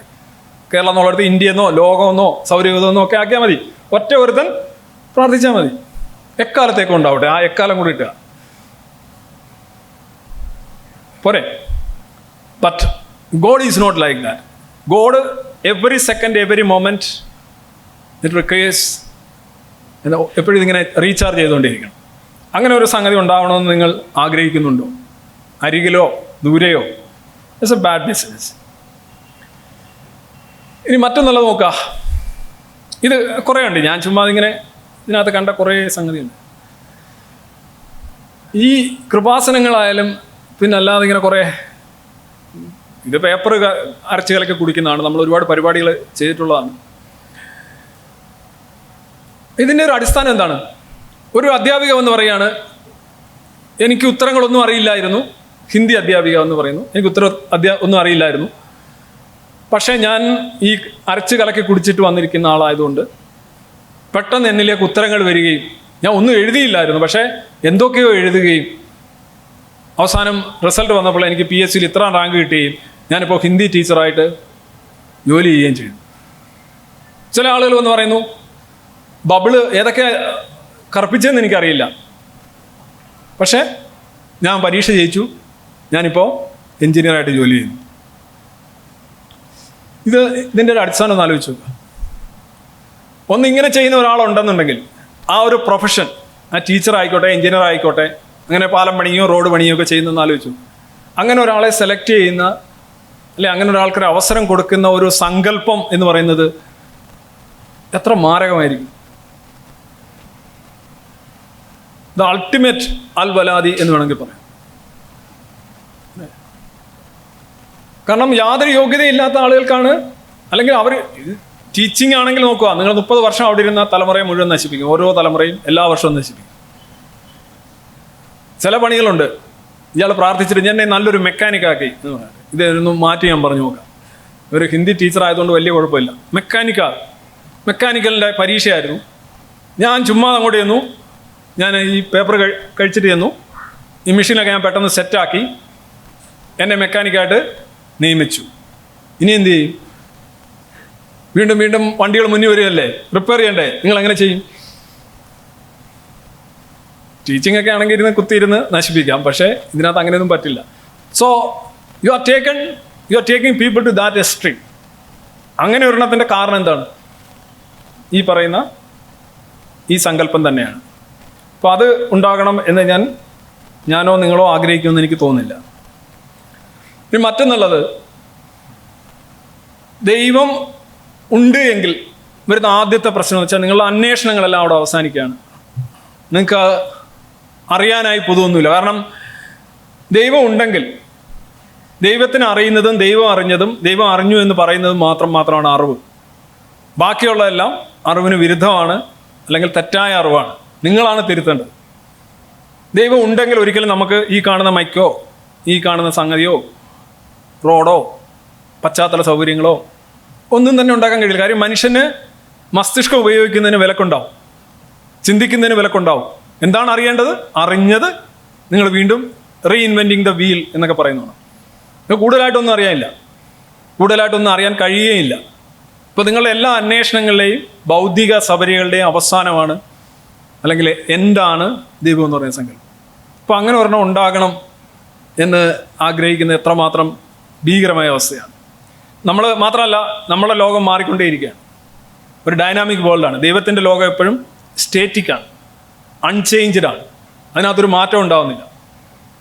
ദൈവത്തിന് പല കാര്യങ്ങളും ദൈവത്തിന് അറിയുക എന്ന് പറഞ്ഞാൽ അന്നത്തെ ദൈവം ഉണ്ടാക്കിയ മനുഷ്യർക്ക് അറിയുന്ന കാര്യങ്ങൾ അത്രയല്ലേ ഉള്ളൂ, അതിനപ്പുറം ഇല്ലല്ലോ.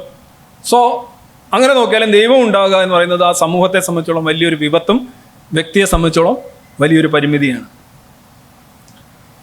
ഇനി മറ്റൊന്ന്, ദൈവം ഉണ്ട് എങ്കിൽ, ഉണ്ടാവണമെന്ന് നിങ്ങൾ ആഗ്രഹിക്കുന്നെങ്കിൽ നിങ്ങൾ ആദ്യം ചെയ്യേണ്ടത്, അവർ പറയുന്നത് you have to be thankful for your life.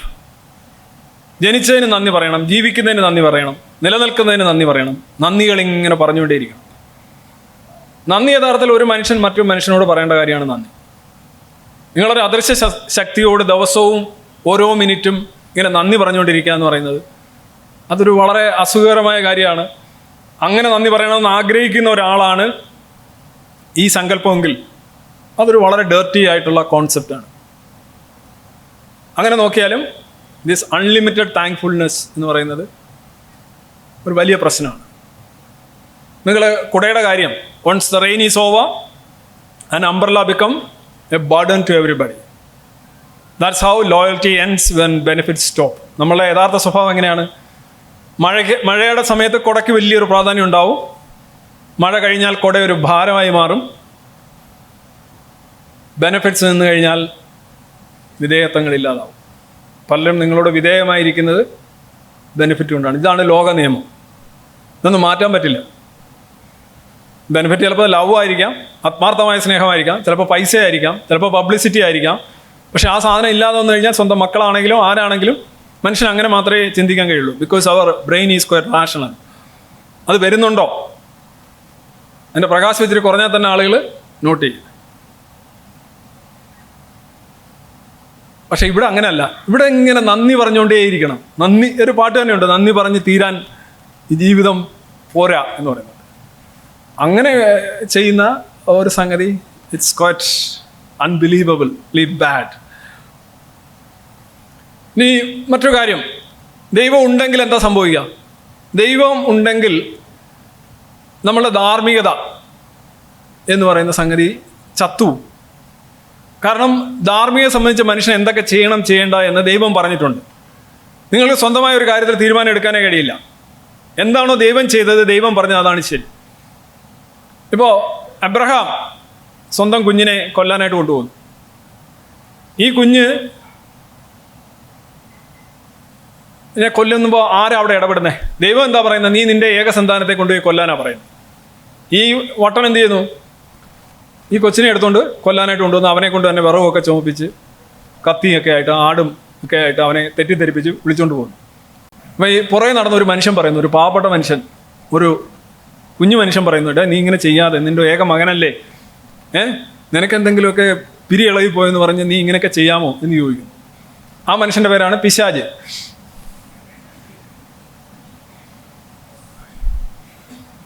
ഏറ്റവും ആധുനികമായ മോഡേൺ ആയിട്ടുള്ള സങ്കല്പമാണ് പിശാച്.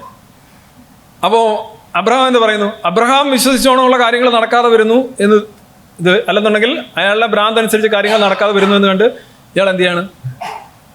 ഇയാൾ കല്ലെടുത്തെറിയാണ്. കാരണം ഇത്രേ ഉള്ളൂ, ദൈവം എന്താണോ പറഞ്ഞത് അത് ചെയ്യാൻ എന്നെ അനുവദിക്കുന്നില്ല. നിങ്ങളൊരു ദൈവവിശ്വാസിയാണെങ്കിൽ നിങ്ങളുടെ പ്രശ്നം എന്ന് പറഞ്ഞാൽ, നിങ്ങളുടെ ധാർമ്മികത എന്ന് പറഞ്ഞു കഴിഞ്ഞാൽ ഇങ്ങനെയായിരിക്കും. ഇപ്പം ഡെഡ് മൊറാലിറ്റി ആയിരിക്കും.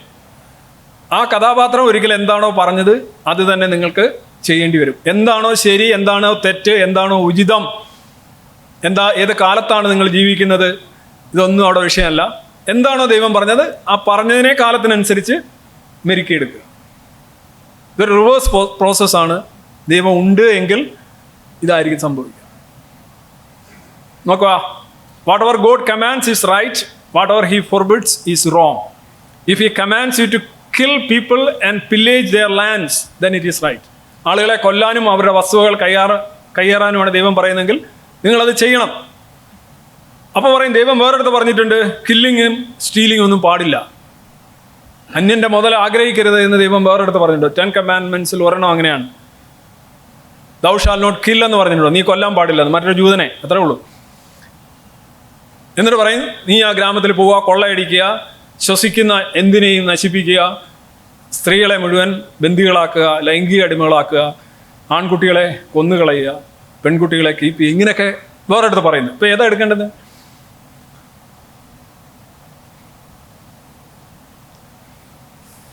സോ ഒരു ദൈവം ഉണ്ടെങ്കിൽ actually you will become A slave. ഒരു ലുണാറ്റിക് ആയിട്ട് മാത്രമേ നിങ്ങൾക്കൊരു വിശ്വാസിയായിട്ട് തുടരാൻ പറ്റൂ. അവരത് അംഗീകരിക്കില്ല. ആ ലൂണസി പോപ്പുലർ ആയതുകൊണ്ട് അത് അവർ അംഗീകരിക്കില്ലെന്നേ ഉള്ളൂ. Then you have to celebrate your chain. നിങ്ങളുടെ ചങ്ങലകളെ നിങ്ങൾ വാഴ്ത്താനും ബാധ്യതയുണ്ടാവും. Then come to the ultimate, the worst imaginable ഡിക്റ്റേറ്ററാണ് ദൈവം. ഞാൻ ഒരു പുസ്തകത്തിൽ നിന്ന് മാത്രം എടുക്കുകയാണ്. ഖുറാനിൽ 4, 89, 52, 260, 84, 57, 89, 271. അതിനകത്ത് കുറേ ഖുറാനൊന്നും, ബാക്കിയെല്ലാം ബുഖാരിയാണ്. ഇതിലെല്ലാം പറയുന്നത് എന്താണ്? If they turn away after believing, seize them and kill them wherever they are. നിങ്ങൾ വിശ്വാസം നിർത്തി കഴിഞ്ഞാൽ നിങ്ങളെ കൊന്നുകളയണം. പാർട്ടി വിട്ട് കഴിഞ്ഞാൽ കൊന്നുകളയണം എന്നൊക്കെയാണ് നമുക്ക് പരിചിതമായിട്ടുള്ള ആനുകാലിക യാഥാർത്ഥ്യം. ഇതെല്ലാം പറയുന്നത് എങ്ങനെയാണ്? വിശ്വാസം വിട്ട് കഴിഞ്ഞാൽ കൊന്നുകളയണം. അങ്ങനെ ആഗ്രഹിക്കുന്ന, അല്ലെങ്കിൽ അങ്ങനെ ആവശ്യപ്പെടുന്ന, അങ്ങനെ എഴുതി വെച്ചിട്ടുള്ള ഒരു സങ്കല്പം. ആ സങ്കല്പം ഉണ്ടാകുക എന്ന് പറയുന്നത്, നിങ്ങൾ പലരും പറയലോ, ഒന്നുണ്ടായിരുന്നെങ്കിൽ എത്ര ഭീകരമായിരിക്കും അത്. ദ അൾട്ടിമേറ്റ് ഡിക്റ്റേറ്ററാണ്. ഇനി ഈ ദൈവം ഉണ്ടെങ്കിൽ ഉള്ളൊരവസ്ഥ, ദൈവം ഉണ്ട് എന്ന് പറഞ്ഞുകൊണ്ടാണല്ലോ പലരും പലതും ചെയ്യുന്നത്. ദൈവം എന്നെ അനുഗ്രഹിക്കും, എൻ്റെ കൂടെ ഉണ്ട്, എന്നെ കൈപിടിച്ച് നടത്തുന്നു. പലതരം മതങ്ങളൊക്കെ ഉണ്ട്. ഇപ്പം അമേരിക്കയിൽ ഞാനൊരു പ്യൂ റിസർച്ച് സർവേ ആണ് ഈ കാണിക്കുന്നത്. 2016 നടത്തിയൊരു സർവേ, 2017. അതിൽ ഈ മതപുസ്തകങ്ങൾ എല്ലാവരും വായിക്കും.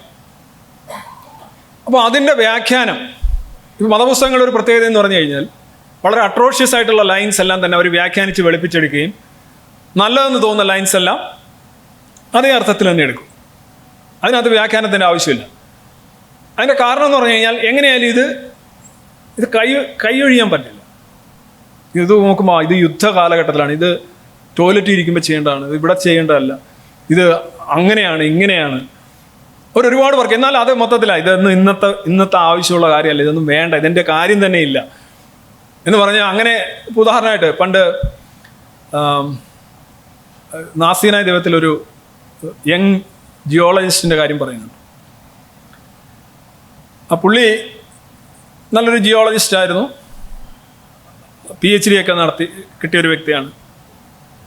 പുള്ളിക്ക് സംഭവിച്ചതെന്ന് പറഞ്ഞു കഴിഞ്ഞാൽ പുള്ളി കുറേ കഴിഞ്ഞിട്ട് ക്രിസ്ത്യൻ വിശ്വാസത്തിലേക്ക് പോകുന്നു. അപ്പം യങ് എർത്ത് തിയറിയിൽ പുള്ളി വിശ്വസിക്കുന്നു.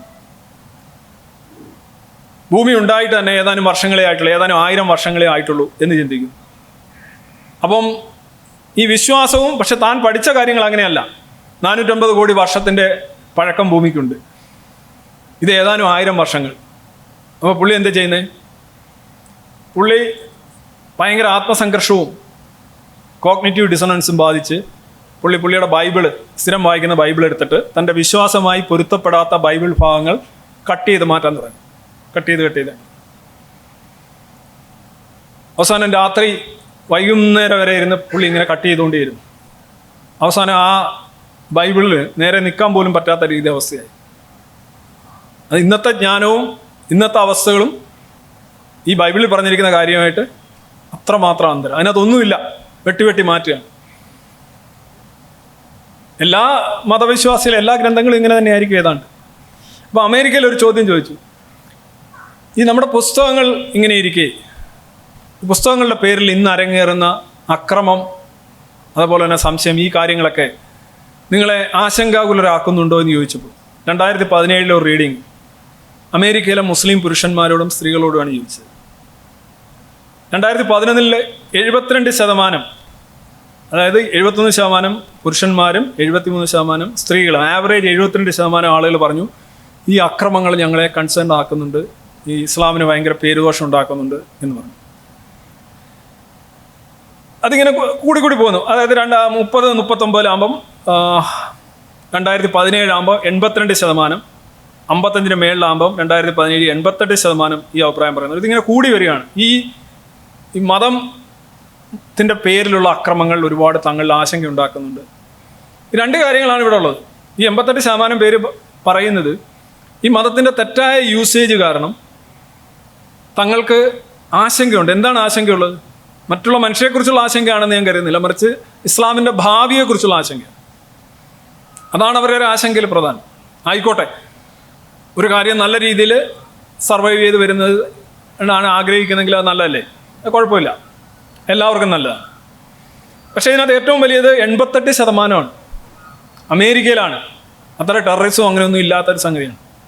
ഒരു മിനിമം എന്ന് പറഞ്ഞാൽ 72%. അപ്പോൾ ഒരു ബേസിക് ആവറേജ് എടുക്കുകയാണെങ്കിൽ ഒരു 20% ദേ ആർ നോട്ട് കൺസേൺഡ്. ഒരു 80-20 എന്നുള്ള അവസ്ഥയിലേക്ക് വരുന്നു. 20% ആളുകൾ ഇത് കറക്റ്റാണ്, ഇതുകൊണ്ട് ഒരു പ്രശ്നവും ഇല്ല, ഒരു ആശങ്ക പോലും ഇല്ല. 20% is more than enough to make this world a hell. അതൊരു വലിയ സംഖ്യയാണ് 20%.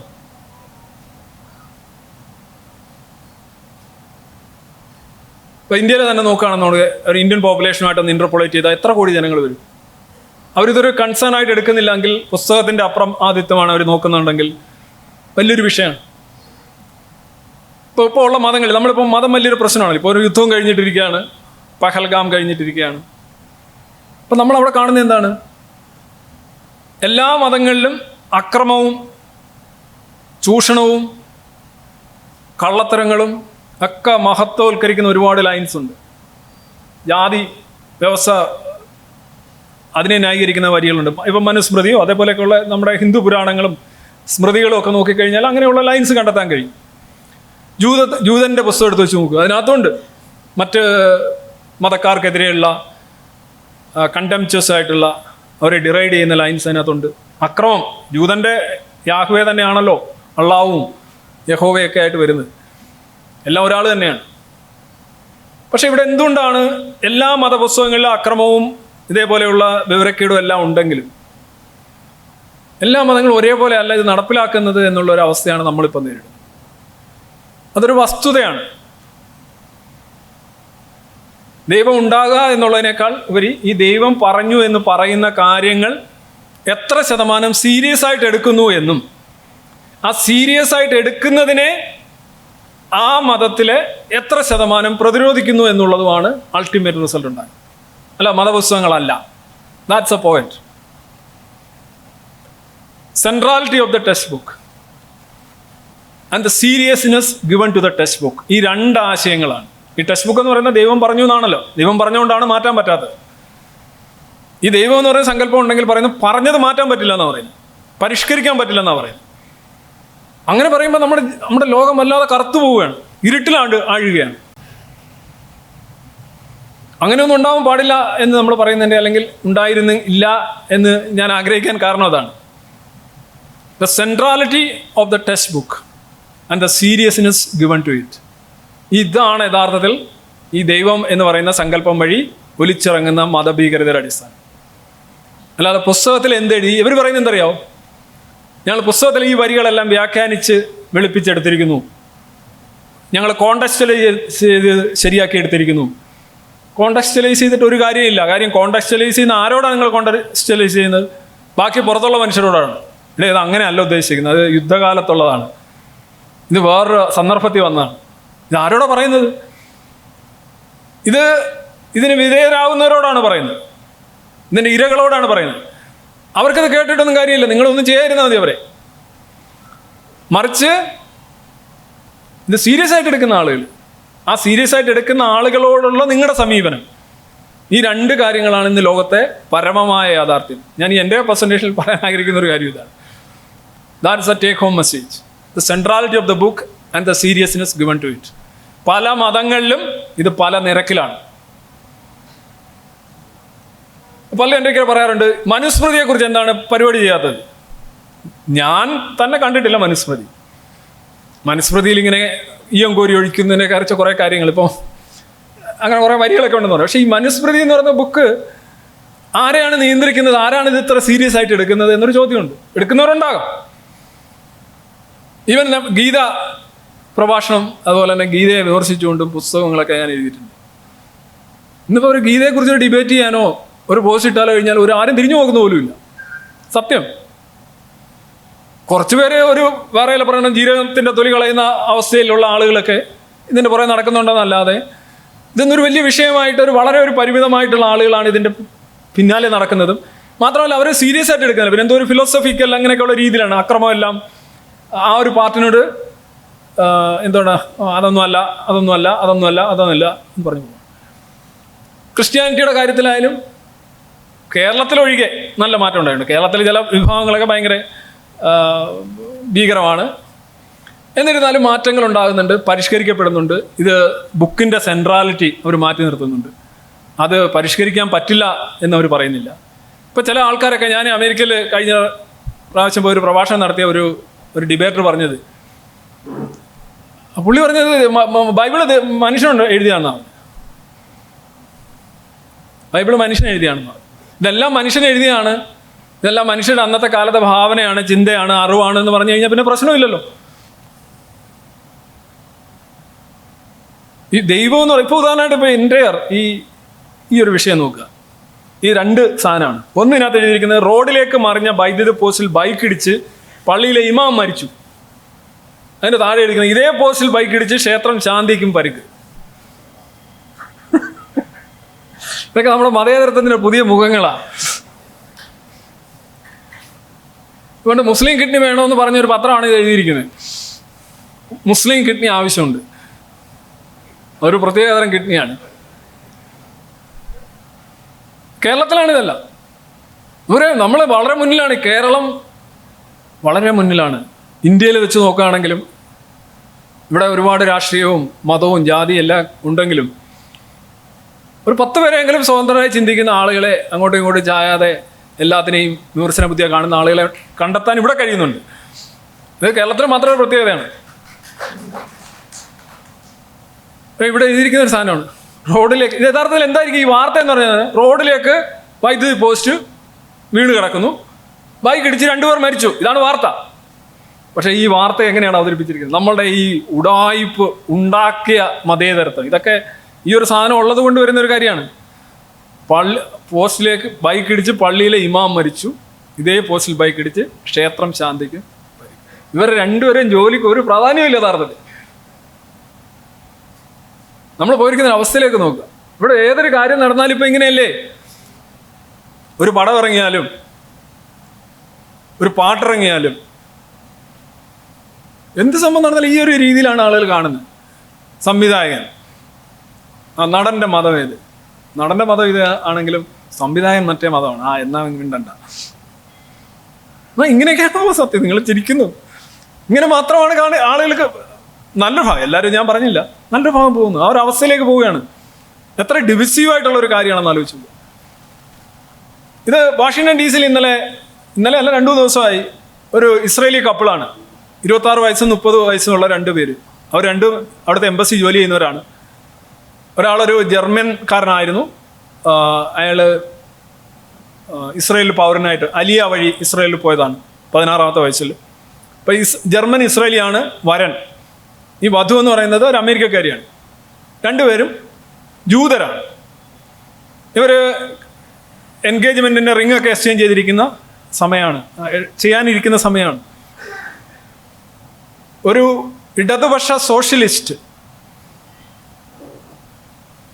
എന്നാണ് പുള്ളിയുടെ പേര്, ഒരു റോഡ്രിഗോ. പുള്ളി ഇസ്രയേലിലെ ആ എംബസിയുടെ അടുത്തുള്ള ഒരു മ്യൂസിയത്തിൽ ഷോ കഴിഞ്ഞ് ഇറങ്ങി വരുമ്പോൾ നേരിട്ട് ചെന്നിട്ട് ഇവർ രണ്ടുപേരും വെടിവെച്ചാൽ കൊല്ലുക. ഇവരെ മുന്നേ അറിയാതിരിക്കുമോ എന്ന് എനിക്കറിയില്ല. എന്നിട്ട് പറയും ഫ്രീ ഫ്രീ പാലസ്തീൻ. ഇവിടെ ഓരോരുത്തരെ ഹാൻഡ് ബാഗിലൊക്കെ ഒതുക്കും.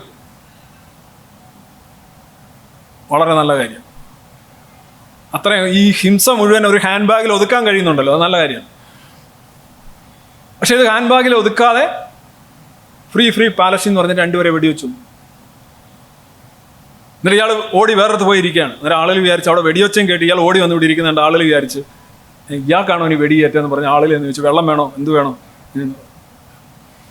അപ്പോഴാണ് പോലീസ് തേടി വരുന്നത്. ഇയാളാണ്. ഇയാളെ പോലീസ് പിടിക്കുന്നു.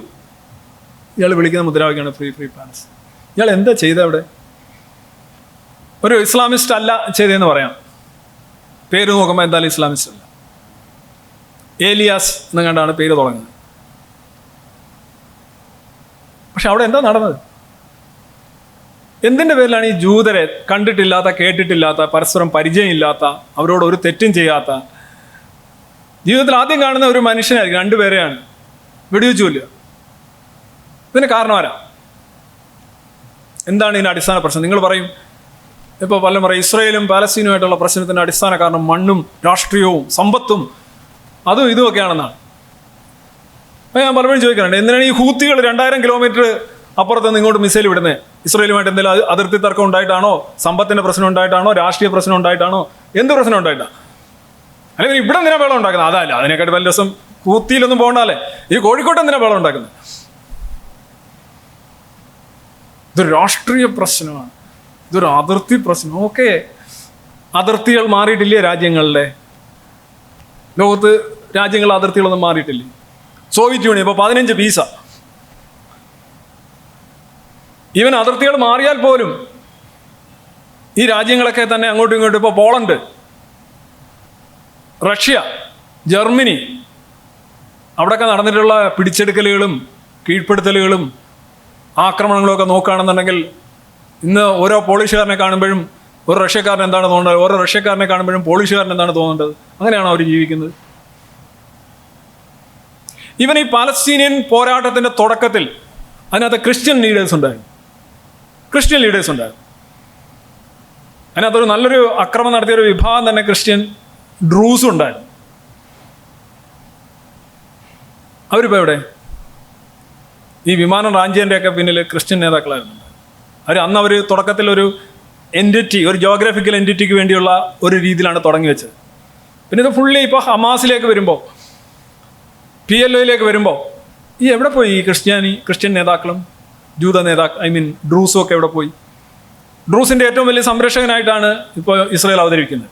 ഇവിടെ സംഭവിച്ച ഒരേ ഒരു കാര്യമാണ്, ഈ പറയുന്ന സങ്കല്പത്തിൻ്റെ ഒരു വിഷയമാണ്. ക്രിസ്ത്യൻ ഡ്രൂസ് അതേപോലെയുള്ള വിഭാഗങ്ങളിലെ അവരുടെ പോരാട്ടം അല്ലെങ്കിൽ അവരുടെ നേതാക്കൾ, അവരുടെ പങ്കാളിത്തം ക്രമേണ കുറഞ്ഞു വന്നതിൻ്റെ കാരണം അവരുടെ പുതിയ തലമുറകളിലേക്ക് ഈ വിഷം കയറ്റിയിട്ടില്ല എന്നുള്ളതുകൊണ്ടാണ്. അതാണ് കാര്യം. എന്താണ് അത് വിഷം? ജൂതൻ്റെ അന്ത്യം ഒടുങ്ങുന്നത് വരെ ലോകം അവസാനിക്കില്ല. അറേബ്യൻ പെനിൻസുലയിൽ നിന്ന് അവസാന ജൂതനെയും ആട്ടി ഓടിക്കുന്നത് വരെ എനിക്ക് വിശ്രമമില്ല. ഇങ്ങനെ കുറേ സാധനങ്ങൾ, ഇതെല്ലാം ദൈവം പറഞ്ഞതാ. ദൈവം എന്ന് പറഞ്ഞാൽ മുഹമ്മദ് പറയുന്നതെല്ലാം ദൈവം പറഞ്ഞാണല്ലോ. അപ്പം അങ്ങനെ പറഞ്ഞു വരുന്ന ഈ സാധനം ഓരോ തലമുറയിലേക്കും ചെറിയ പ്രായത്തിലെ പാൽക്കുപ്പിയുടെ ഒപ്പം ഒരു പാൽക്കുപ്പിയും ഇത് രണ്ടും കൂടി ഇങ്ങനെ കയറ്റി കൊടുക്കുകയാണ്. അതുകൊണ്ടാണ് ഇത് മുന്നോട്ട് പോകുന്നത്. മാറ്റമില്ലാത്ത വാക്കുകൾ, എന്നായാലും നടപ്പിലാക്കപ്പെടുന്ന വാക്കുകൾ. ഇതിൻ്റെ അടിസ്ഥാനം ചെന്ന് നിൽക്കുന്നത് ഈ ദൈവത്തിലാണ്. ഇങ്ങനൊരു ദൈവം എന്ന് പറയാൻ ഉണ്ടായിരുന്നെങ്കിൽ എന്ന് ആശ്വസിക്കാൻ നമുക്ക് കഴിയും. എത്ര ദൈവം ദുർബലപ്പെടുന്നുവോ അത്രയും മതം ദുർബലപ്പെടുകയും അത്രയും ആ ജനത രക്ഷപ്പെടുകയും ചെയ്യും. എല്ലാവരും എന്തുകൊണ്ടാണ് യൂറോപ്പിലേക്ക് വെച്ച് പിടിക്കുന്നത്? എന്തിനാണ് യൂറോപ്പിലേക്ക് വെച്ച് പിടിക്കുന്നത്? പാകിസ്ഥാനിലോട്ട് ആരും പോകുന്നില്ല. സിറിയക്കാരൻ പാകിസ്ഥാനിലോട്ട് പോകുന്നില്ലല്ലോ. ഇഷ്ടം പോലെ മോസ്ക് ഉണ്ട് പ്രാർത്ഥിക്കാൻ എന്ന് പറഞ്ഞ് അങ്ങോട്ട് പോകുന്നില്ലല്ലോ. സൗദിയിലോട്ട് കയറ്റുകയില്ല. അതെന്താ സൗദിയിലോട്ട് കയറ്റാത്തെ? എന്തുകൊണ്ടാണ് പാകിസ്ഥാനിലേക്ക് പോകാത്തെ? എല്ലാവരും യൂറോപ്പിലേക്ക് പോകുന്നു, അമേരിക്കയിലേക്ക് പോകുന്നു.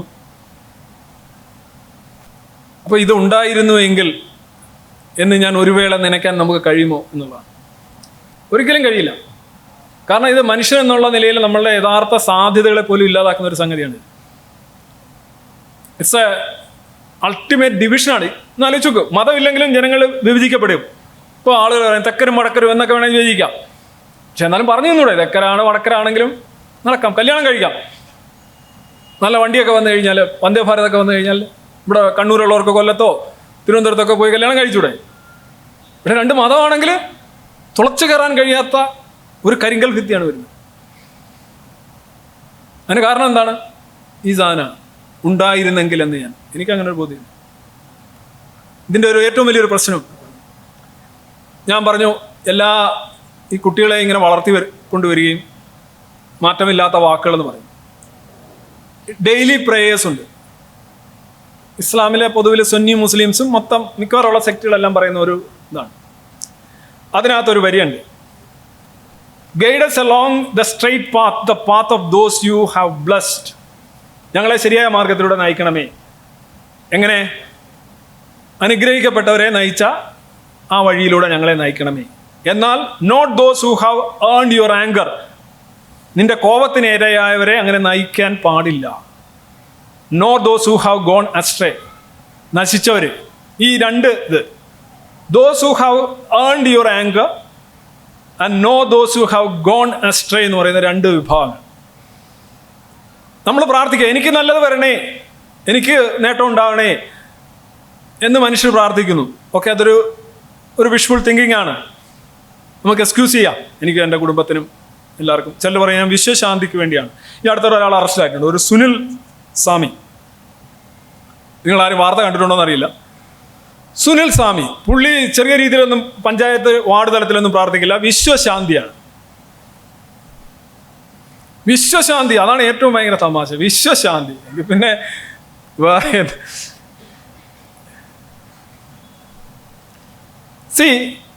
അപ്പം ഞാൻ കം ബാക്ക് ടു ഇത്.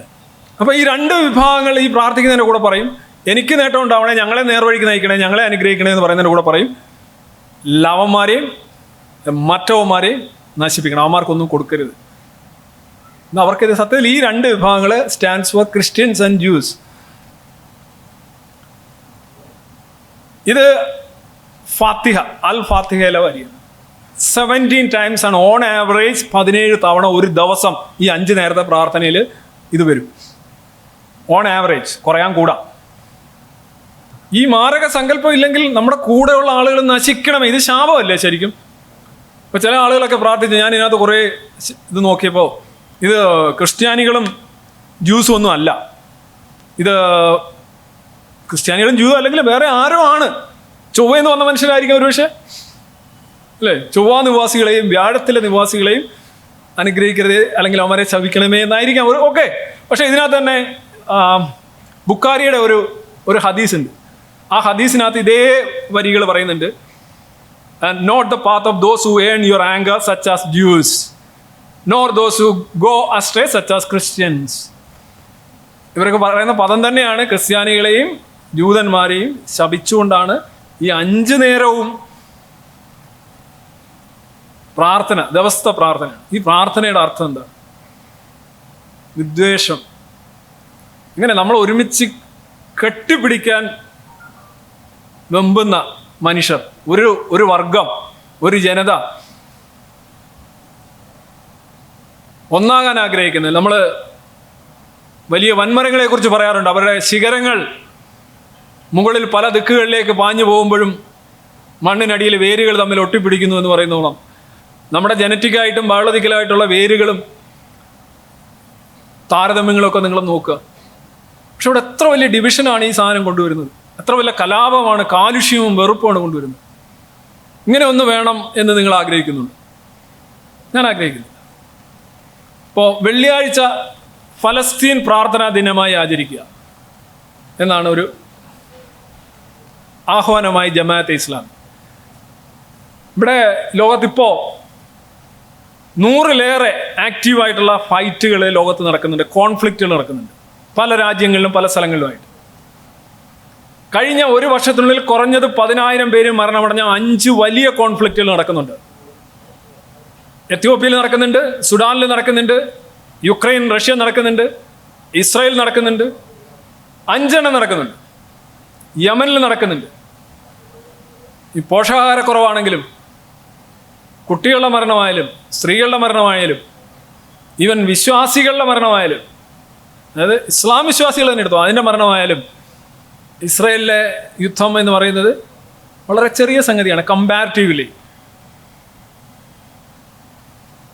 യുക്രൈൻ യുദ്ധത്തെക്കുറിച്ച് ആരും ഇവിടെ പ്രാർത്ഥിക്കുന്നില്ല, യമനിലെ യുദ്ധത്തെക്കുറിച്ച് ആരും പ്രാർത്ഥിക്കുന്നില്ല. അവിടെ കുട്ടികളില്ലേ, സ്ത്രീകളില്ലേ, മരണങ്ങളില്ലേ? എന്തുകൊണ്ടാണ് ഇത് മാത്രം വരുന്നത്?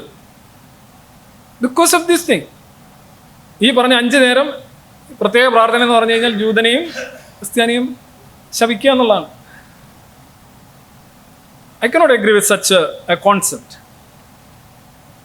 ഇനി ഉണ്ടായിരുന്നെങ്കിൽ എന്ന് ചോദിച്ചു കഴിഞ്ഞാൽ എനിക്കൊരു മറുപടിയെ പറയാം, no thanks. I do not believe it's good, it should be there, it should be sustained or supported. ഒരുപക്ഷെ മനുഷ്യൻ കണ്ടെത്തിയിട്ടുള്ള അവൻ്റെ ഭാവനകളിൽ ഏറ്റവും കാടത്തം നിറഞ്ഞ ഒന്നാണ്, ഏറ്റവും അനീതി നിറഞ്ഞ ഒന്നാണ്, ഏറ്റവും ഡിവിസീവായിട്ടുള്ള, വിഭജനം ഉണ്ടാക്കുന്ന, ഏറ്റവും അയഥാർത്ഥപരമായ അന്വേഷണങ്ങളെ തടയുന്ന, ചിന്തകളെ മുരടിപ്പിക്കുന്ന ഒന്നാണ് ഈ ഒരു ദൈവസങ്കല്പം. അതുണ്ടായിരുന്നെങ്കിൽ എന്ന് നിങ്ങൾ ആഗ്രഹിക്കുന്നുണ്ടെങ്കിൽ നിങ്ങൾക്ക് എന്തോ I think you are actually committing A crime against humanity എന്ന് പറഞ്ഞുകൊണ്ട് ഞാൻ നിർത്തുകയാണ്. എന്തെങ്കിലും ചോദ്യങ്ങളുടെ സമയമുണ്ടെങ്കിൽ ചോദിക്കാം. സാറ് പറഞ്ഞു പിന്നെ centrality of the book and the strength of the belief, ഇതാണ് പ്രശ്നം എന്ന് പറഞ്ഞു. അപ്പോൾ എന്തുകൊണ്ടാണ് ഇസ്ലാമിൽ ഇത് വളരെ കൂടുതലായിട്ട് കാണുന്നത്? ഇസ്ലാമാണല്ലോ ഏറ്റവും കൂടുതൽ ഈ ഒരു പ്രശ്നത്തിൽ പറയുന്നത്. ഇതാണ് ചോദ്യം. ഓക്കെ, നമ്മൾ കാരണങ്ങളെല്ലാം മാറ്റിയെടുത്ത് വരുമ്പോൾ അവസാന കാര്യം, എല്ലാ മതപുസ്തകങ്ങളിലും വളരെ അട്രോഷ്യസ് ആയിട്ടുള്ള ലൈൻസും സങ്കല്പങ്ങളും അക്രമത്തെ പ്രേരിപ്പിക്കുന്നതും അന്ധവിശ്വാസങ്ങളും അശാസ്ത്രീയമായതും മനുഷ്യനെ നിരാകരിക്കുന്നതുമായിട്ടുള്ള വരികളും സങ്കല്പങ്ങളും ആശയങ്ങളും റിച്വൽസും എല്ലാം ഉണ്ട്, അതിനകത്ത് യാതൊരു സംശയമില്ല.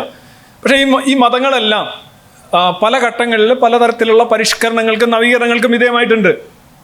ഇപ്പോൾ ഒരുപക്ഷെ ഇന്ന് ലോകത്തിൻ്റെ ഒരു ആധുനിക ലോകത്തിൻ്റെ സൃഷ്ടിയിൽ തന്നെ ക്രിസ്ത്യാനിറ്റിയിൽ വന്ന പരിഷ്കരണം വളരെ പ്രാധാന്യമുള്ള കാര്യമാണ്. ഈ പരിഷ്കരണം എന്ന് പറഞ്ഞാൽ എന്താണ്? ഇവർ ഈ പുസ്തകം മാറ്റിവെക്കുകയാണോ ചെയ്യുന്നത്? പുസ്തകം തിരുത്തുകയാണോ ചെയ്യുന്നത്? ഒരു പുസ്തകം ആരും തിരുത്താറില്ല, പുസ്തകം അപ്പടി തന്നെ ഇരിക്കുകയാണ്. പുസ്തകം ലൈബ്രറിയിൽ ഇരിക്കുന്നു, അല്ലെ നിങ്ങളുടെ കയ്യിലിരിക്കുന്നു, അതിനകത്ത് ഒരു മാറ്റവും നിങ്ങൾ വരുത്തില്ല, അതേ കണക്ക് നിങ്ങൾ വീണ്ടും വീണ്ടും അച്ചടിക്കുകയാണ്. എങ്ങനെയാണ് ഈ പരിഷ്കരണം നടന്നത്? ആ പരിഷ്കരണം നടന്നത് ഇവിടെയാണ്. ഈ പുസ്തകത്തിന് നമ്മൾ കൊടുക്കുന്ന പ്രാധാന്യം ഇത് കുറഞ്ഞു കുറഞ്ഞു വരുന്നു. അതേസമയം ആ പുസ്തകത്തിൽ നിങ്ങൾക്ക് വേണ്ട കാര്യങ്ങളെല്ലാം എടുക്കുകയും ചെയ്യുന്നു. അപ്പോൾ പുസ്തകത്തെ തഴയുന്നുമില്ല, നിങ്ങളൊരു കോംപ്രമൈസ് ചെയ്യുന്നു. നല്ല വരികളൊക്കെ എടുക്കാവൂ, അയൽക്കാരനെ സ്നേഹിക്കാൻ പറയുന്നു, സ്നേഹിച്ചൂടെ, നല്ല കാര്യമല്ലേ, അതേ വണക്കി എടുക്കുക. ഇങ്ങനെ ഒരു പിക്ക് ആൻഡ് ചൂസ് എന്ന് പറയുന്ന ഒരു സാധനം ആധുനിക വിശ്വാസി നടത്തുന്നുണ്ട്. വേണ്ടത് എടുക്കുക, വേണ്ടാത്തത് അഴിയുക. അത് ഇസ്ലാമിൽ നടക്കുന്നില്ല, അല്ലെങ്കിൽ നടക്കുന്ന റേറ്റ് കുറവാണ് എന്നാണ് ഞാൻ പറഞ്ഞിട്ടുള്ളത്. പക്ഷെ അത് പൂർണ്ണമായിട്ട് കുറവല്ല. ഇപ്പോൾ ഐസിസ് ആയാലും അൽ ഖ്വയ്ദ ആയാലും ഇതേപോലെയുള്ള ഭീകര സംഘടനകൾക്കെതിരെ ഇപ്പോൾ നിങ്ങൾ ഗൂഗിളിൽ അടിച്ചു നോക്കുകയാണ്, killer lines in Quran in Islam എന്ന് പറയുന്ന ഗൂഗിളിൽ അടിച്ചു നോക്കിക്കഴിഞ്ഞാൽ നിങ്ങൾക്ക് ഇസ്ലാമിലെയോ ഖുറാനിലെയോ കില്ലർ ലൈൻസ് ഒന്നും കിട്ടത്തില്ല. ഒന്ന് അടിച്ചു നോക്കുക, ആരെങ്കിലും ഒന്ന് അടിച്ചു നോക്കും, നിങ്ങൾക്ക് കിട്ടാൻ പോകുന്നത് ബ്യൂട്ടിഫുൾ ലൈൻസ് ഇൻ ഖുറാൻ എന്നുള്ളതായിരിക്കും. 2-3 പേജ് കഴിഞ്ഞാലും കിട്ടില്ല. ആ രീതിയിലൊക്കെ വിക്കിപീഡിയയും ഗൂഗിളും എല്ലാം സെറ്റായിട്ടുണ്ട്. അവിടെ നിങ്ങൾക്ക് കിട്ടുന്നത് ഐസിസിനെതിരെ അൽ ഖ്വയ്ദയ്ക്കെതിരെ ഈ മൗലവിമാരും അതേപോലെയുള്ള മതപണ്ഡിതന്മാരും റാലി നടത്തുന്നതും ബാനർ പിടിക്കുന്നതൊക്കെയാണ്. വി ഹെയ്റ്റ് ഐസിസ് എന്നൊക്കെ ഉള്ളതാണ് കിട്ടുന്നത്. ഞാൻ പറഞ്ഞതിനർത്ഥം അങ്ങനെ ചെയ്യുന്ന ആളുകൾ അതിനകത്തുണ്ട്. ഈ അക്രമത്തെ ഇപ്പോൾ അമേരിക്കയിലുള്ള മുസ്ലിങ്ങളിൽ പുരുഷന്മാരിലും സ്ത്രീകളും വെച്ച് നോക്കുമ്പോൾ 72 മുതൽ 80% വരെ ആളുകൾ കൺസേൺഡ് ആണെന്ന് പറയുമ്പോൾ അവർക്ക് ഈ ഒരു വയലൻസിൽ താല്പര്യമില്ല. ഈ 72 ആയിരിക്കില്ല പാലസ്തീനിൽ ചെന്ന് കഴിഞ്ഞാൽ ഗാസയിൽ ചെന്നുണ്ടാവുന്നത്, തിരിച്ചായിരിക്കും. പക്ഷെ എന്നാലും കുറേ ആളുകളുണ്ട് പരിഷ്കരിക്കപ്പെടുന്നത്. അവർ പരിഷ്കരിക്കപ്പെടുന്നത് ആ പുസ്തകത്തിലല്ല പരിഷ്കരണം നടക്കുന്നത്. അല്ലെ, നമ്മൾ കാണാൻ കണ്ണുപയോഗിക്കുന്നു എന്ന് പറയുന്നത് അതുപോലെയാണ്. മസ്തിഷ്കമാണ് ഇതെല്ലാം ഉണ്ടാക്കുന്നത്, കണ്ണൊരു വെന്റിലേറ്റർ മാത്രമാണ്. ഇങ്ങനെ ഒരുപാട് എന്താ പറയുന്ന ആധുനികയിൽ മോഡേണൈസ് ചെയ്യപ്പെട്ട തല ചിന്തകൾ ആളുകൾക്കുണ്ട്. പക്ഷെ പുസ്തകം അതേ കണക്ക് കിടക്കാണ്. കാള കിടക്കും കയറോടും. ഈ കയറോട്ടം ഇസ്ലാമിൽ കുറവാണ്. അതിൻ്റെ കാരണം ഒറ്റ വാക്കിൽ പറയുകയാണെന്നുണ്ടെങ്കിൽ, ഏതൊരു വിശ്വാസത്തെയും പ്രൊപ്പോസ് ചെയ്യുന്നൊരു അല്ലെന്നുണ്ടെങ്കിൽ സസ്റ്റെയിൻ ചെയ്യുന്ന ഒരു സമൂഹം ഉണ്ടാവും. കാര്യം ഇതൊരു മാൻ മെയ്ഡ് തിങ് ആണ്. ഇപ്പോൾ സൗദി അറേബ്യയിൽ ആളുകൾ വിശ്വാസികളാണ്. പക്ഷെ അവർ നമ്പർ 1 ആയിട്ട് ഇപ്പോൾ എതിർക്കുന്ന ഒരു കാര്യം തീവ്രവാദം അല്ലെങ്കിൽ ഭീകരവാദം. യു എയിലും അവിടെ ശരിയ തന്നെയാണ്. പക്ഷെ അവിടെ ഇപ്പോൾ എന്തൊക്കെയാണ് നടക്കുന്നത്? നമ്മളിവിടെ അമേരിക്കയിൽ പോലും നടക്കാത്ത രീതിയിലുള്ള സംഗീത നിശകളും മറ്റു കാര്യങ്ങളൊക്കെ യു എയിൽ നടക്കുകയാണ്. ഇനിയിപ്പോൾ ഖത്തറിൽ വരാൻ പോകുന്നത്, ഖത്തറൊക്കെ ഭയങ്കര എക്സ്ട്രീമായിട്ട് ഒരു ടെററിസ്റ്റിനെ സപ്പോർട്ട് ചെയ്യുന്ന ഒരു ഇതാണ്. In the course of time ഈ രീതിയിലാണ് നിങ്ങൾ പോകുന്നത്. മനുഷ്യൻ ആധുനികവൽക്കരണത്തിൻ്റെ പാതയിലാണ് പോകുന്നതെങ്കിൽ, മതത്തിന് കുറച്ച് പ്രാധാന്യം കൊടുക്കുന്ന ഒരു സാമൂഹിക വ്യവസ്ഥയാണെങ്കിൽ, കൂടുതൽ സെക്കുലറൈസ് ചെയ്യുന്ന ഒരു വ്യവസ്ഥയാണെന്നുണ്ടെങ്കിൽ, ക്രമേണ പെട്ടെന്ന് വരില്ല, ഈ സമൂഹങ്ങൾ മതത്തെ തള്ളി പറയില്ലെങ്കിലും മതഭീകരവാദത്തെ തള്ളി പറയും. മതഭീകരവാദത്തെ തള്ളി പറഞ്ഞ് അവസാനം മതത്തിലേക്ക് ചെല്ലും. അങ്ങനെ ഒരു മതനിരാസത്തിൻ്റെയും നിരാകരണത്തിൻ്റെയും ഒരു തലത്തിലേക്ക് സമൂഹം പോകും. ഇത് കോൺസ്റ്റൻ്റ് ആയിട്ടുള്ള ബൗദ്ധികമായിട്ടുള്ള സാമൂഹികമായിട്ടുള്ള മാറ്റങ്ങൾ വഴിയാണ് നടക്കുന്നത്. അതിന് ടെക്നോളജി സഹായിക്കും. അതിനകത്ത് ചിന്തകൾ, പുസ്തകങ്ങൾ, ഒരുപാട് കാര്യങ്ങൾ സഹായിക്കും. ആ ഒരു സോഷ്യൽ പ്രഷർ, ഒരു സെലക്ഷൻ പ്രഷർ, ആ സെലക്ഷൻ പ്രഷർ യഥാർത്ഥത്തിൽ മിക്കവാറും ഉള്ള 56 മുസ്ലിം രാജ്യങ്ങളുള്ളതിൽ ഒരു 50 എണ്ണത്തിലും ഉണ്ടാകുന്നില്ല. ഇപ്പൊ ഗാസയിൽ ഹമാസിനെതിരെ മിനിയാന്നും വലിയൊരു പ്രകടനം നടന്നു. 2017 മുതലേ നടക്കുന്ന പ്രകടനം അവിടെ. ഈ ഒക്ടോബർ 7-ന് ഒരു മാസത്തിന് മുന്നേ അവിടെ ഒരു പ്രകടനം നടന്നു. ഇപ്പോൾ നടക്കുന്ന പ്രകടനങ്ങൾ നിങ്ങൾ ഒഴിഞ്ഞു പോകണമെന്നാണ്. ഈ സാധനങ്ങൾ കൺസോൾഡേറ്റ് ചെയ്ത് വന്നു കഴിഞ്ഞാൽ, കൂടുതലായി ഇത് സംഭവിച്ചുകൊണ്ടിരുന്നു കഴിഞ്ഞാൽ ക്രമേണ ആ സമൂഹം ഇതിൽ നിന്ന് മാറും. ഇൻഡോക്ട്രിനേഷൻ എന്ന് പറയുന്ന സംഗതി, അതാണ് ഏറ്റവും വലിയ പ്രശ്നം. അത് ചെറിയ പ്രായത്തിലേ അവരെ മാറ്റിയെടുക്കുക, അത് കുറച്ചുകൊണ്ടുവരിക. അത് പെട്ടെന്ന് കുറയ്ക്കാൻ പറ്റില്ല. എല്ലാ ഭാഗത്തുനിന്നും കുറേശ്ശെ വളം ഇട്ട് കൊടുക്കുക. ഈ വളം ഒരുപാട് കിട്ടുന്നത് കൊണ്ടാണ് സാറിൻ്റെ ഭാഷയിൽ പറഞ്ഞു കഴിഞ്ഞാൽ വളർന്നിങ്ങനെ വരുന്നത്. ഈ വളം കുറയ്ക്കുക. ഇപ്പോൾ ആളുകൾ പറയാറുണ്ട് ക്രിസ്ത്യാനിറ്റി പരിഷ്കരിക്കപ്പെട്ടത് 1600 വർഷത്തിന് ശേഷമാണ്, ഇസ്ലാം 1400 വർഷമല്ല ആയുള്ളൂ, ഒരു 200 വർഷം കഴിഞ്ഞ് നമുക്ക് നോക്കാമെന്ന് പറയാറുണ്ട്. അങ്ങനെയൊന്നുമില്ല. മാറ്റങ്ങളൊക്കെ ചിലപ്പോൾ പെട്ടെന്ന് വരും. ചിലപ്പോൾ ഈ നൂറ്റാണ്ടിൽ തന്നെ ഇസ്ലാമിൽ ഗണ്യമായിട്ടുള്ള മാറ്റങ്ങളുണ്ടാകും. കാരണം ഇങ്ങനെ സസ്റ്റെയിൻ ചെയ്ത് പോകാൻ പറ്റില്ലല്ലോ, അവർക്ക് തന്നെ ഭീഷണിയായി വരുമല്ലോ. എല്ലാ മതവും ചത്തുപോകണം, തളർന്നു പോകണം. മതം ഒരു കോമഡി ആയിട്ട്, ഒരു അസംബന്ധമായിട്ട് വരണം. മതത്തെക്കുറിച്ച് പറയുമ്പോൾ ആളുകൾ ഇങ്ങനെ വിറുലൻ്റായിട്ട് അക്രമാസക്തമായിട്ട് മാറുന്ന ഒരു അവസ്ഥ ഒഴിവാക്കണം. മതം എന്ന് പറയുമ്പോൾ നീ എന്താ വേണേലും പറഞ്ഞു എന്നുള്ളൊരവസ്ഥയിലേക്ക് പോകണം. അങ്ങനെ ഒരു നരേറ്റീവ് ഉണ്ടാവണം.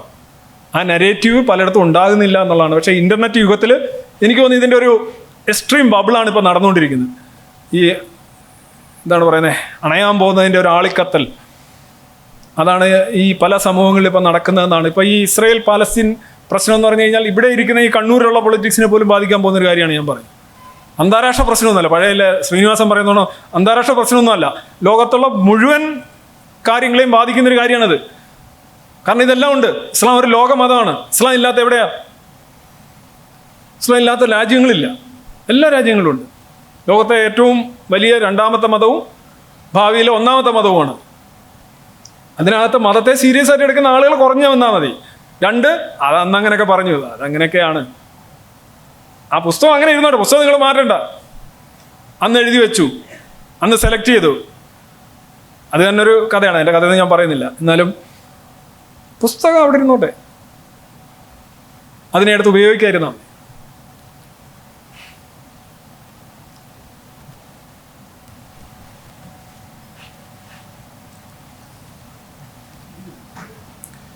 ജന്മന കാത് കേൾക്കാത്തവരോട് ഇവിടെ സംഗീതമുണ്ട്, നല്ല കിളിനാദമുണ്ട്, വയലിൽ ശബ്ദമുണ്ട് എന്നൊക്കെ പറഞ്ഞാൽ വിശ്വസിക്കണമോ?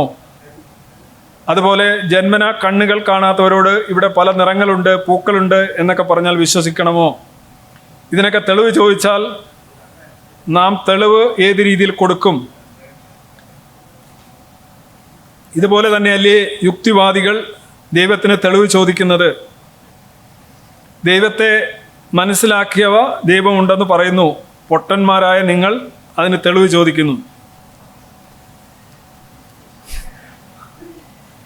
5 മിനിറ്റ് ചേട്ടാ, ഈ ചോദ്യം വളരെ സഗൗരവം, വളരെ ബഹുമാനപൂർവ്വം ഞാൻ കാണുന്നു.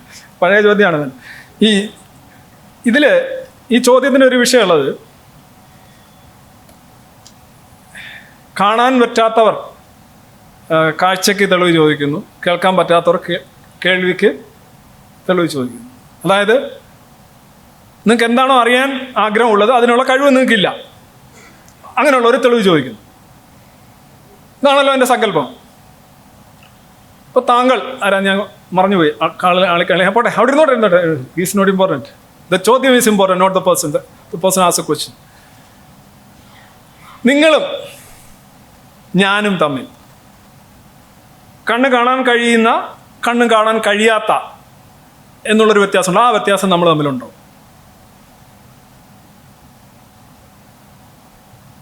ആണെങ്കിൽ ശരിയാ, നിങ്ങൾക്ക് കണ്ണ് കാണാൻ കഴിയുകയും എനിക്ക് കണ്ണ് കാണാൻ കഴിയാത്തയും ഇരിക്കുന്നൊരവസ്ഥയാണെങ്കിൽ നിങ്ങൾ ഈ പറഞ്ഞ ചോദ്യം വാലിഡാണ്. അങ്ങനെ രണ്ടവസ്ഥയല്ല ഉള്ളത്. നിങ്ങൾക്കുള്ളതുപോലെയും എനിക്കുള്ളതുപോലെയും പരസ്പരം നമ്മൾ ഷെയർ ചെയ്യുന്ന എബിലിറ്റീസ് ആണുള്ളത്. അപ്പം നിങ്ങൾക്ക് എനിക്ക് കാണാൻ കഴിയാത്ത ഒന്ന് നിങ്ങൾക്ക് എങ്ങനെ കാണാൻ കഴിയുമെന്ന് നിങ്ങൾ തെളിയിച്ചാൽ മതി.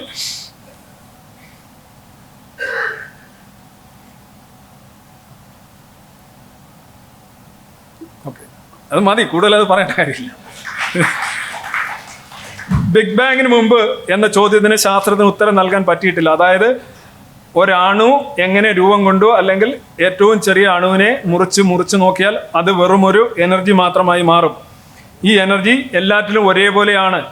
ആ എനർജിയാണ് ജീവിത ഉള്ളതും ഇല്ലാത്തതുമായ എല്ലാ വസ്തുക്കളുടെയും ആധാരം എന്ന് സയൻസ് പറയുന്നത്. ഇത് തന്നെയല്ലേ ഭാരത ചിന്ത പറയുന്നത്, ഹൈന്ദവ ദർശനം പറയുന്നത്.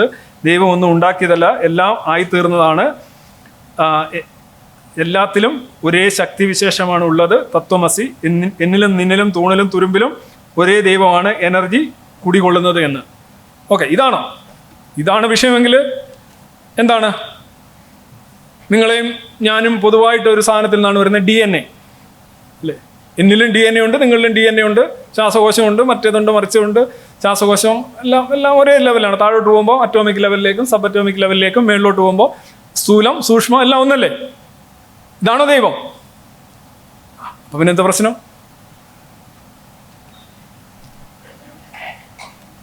അത് എന്നിൽ വർക്ക് ചെയ്തുകൊണ്ടിരിക്കും, ഞാൻ ഹാപ്പിയാണ്. നിങ്ങളിൽ വർക്ക് ചെയ്തുകൊണ്ടിരിക്കും, നിങ്ങൾ ഹാപ്പിയാണ്.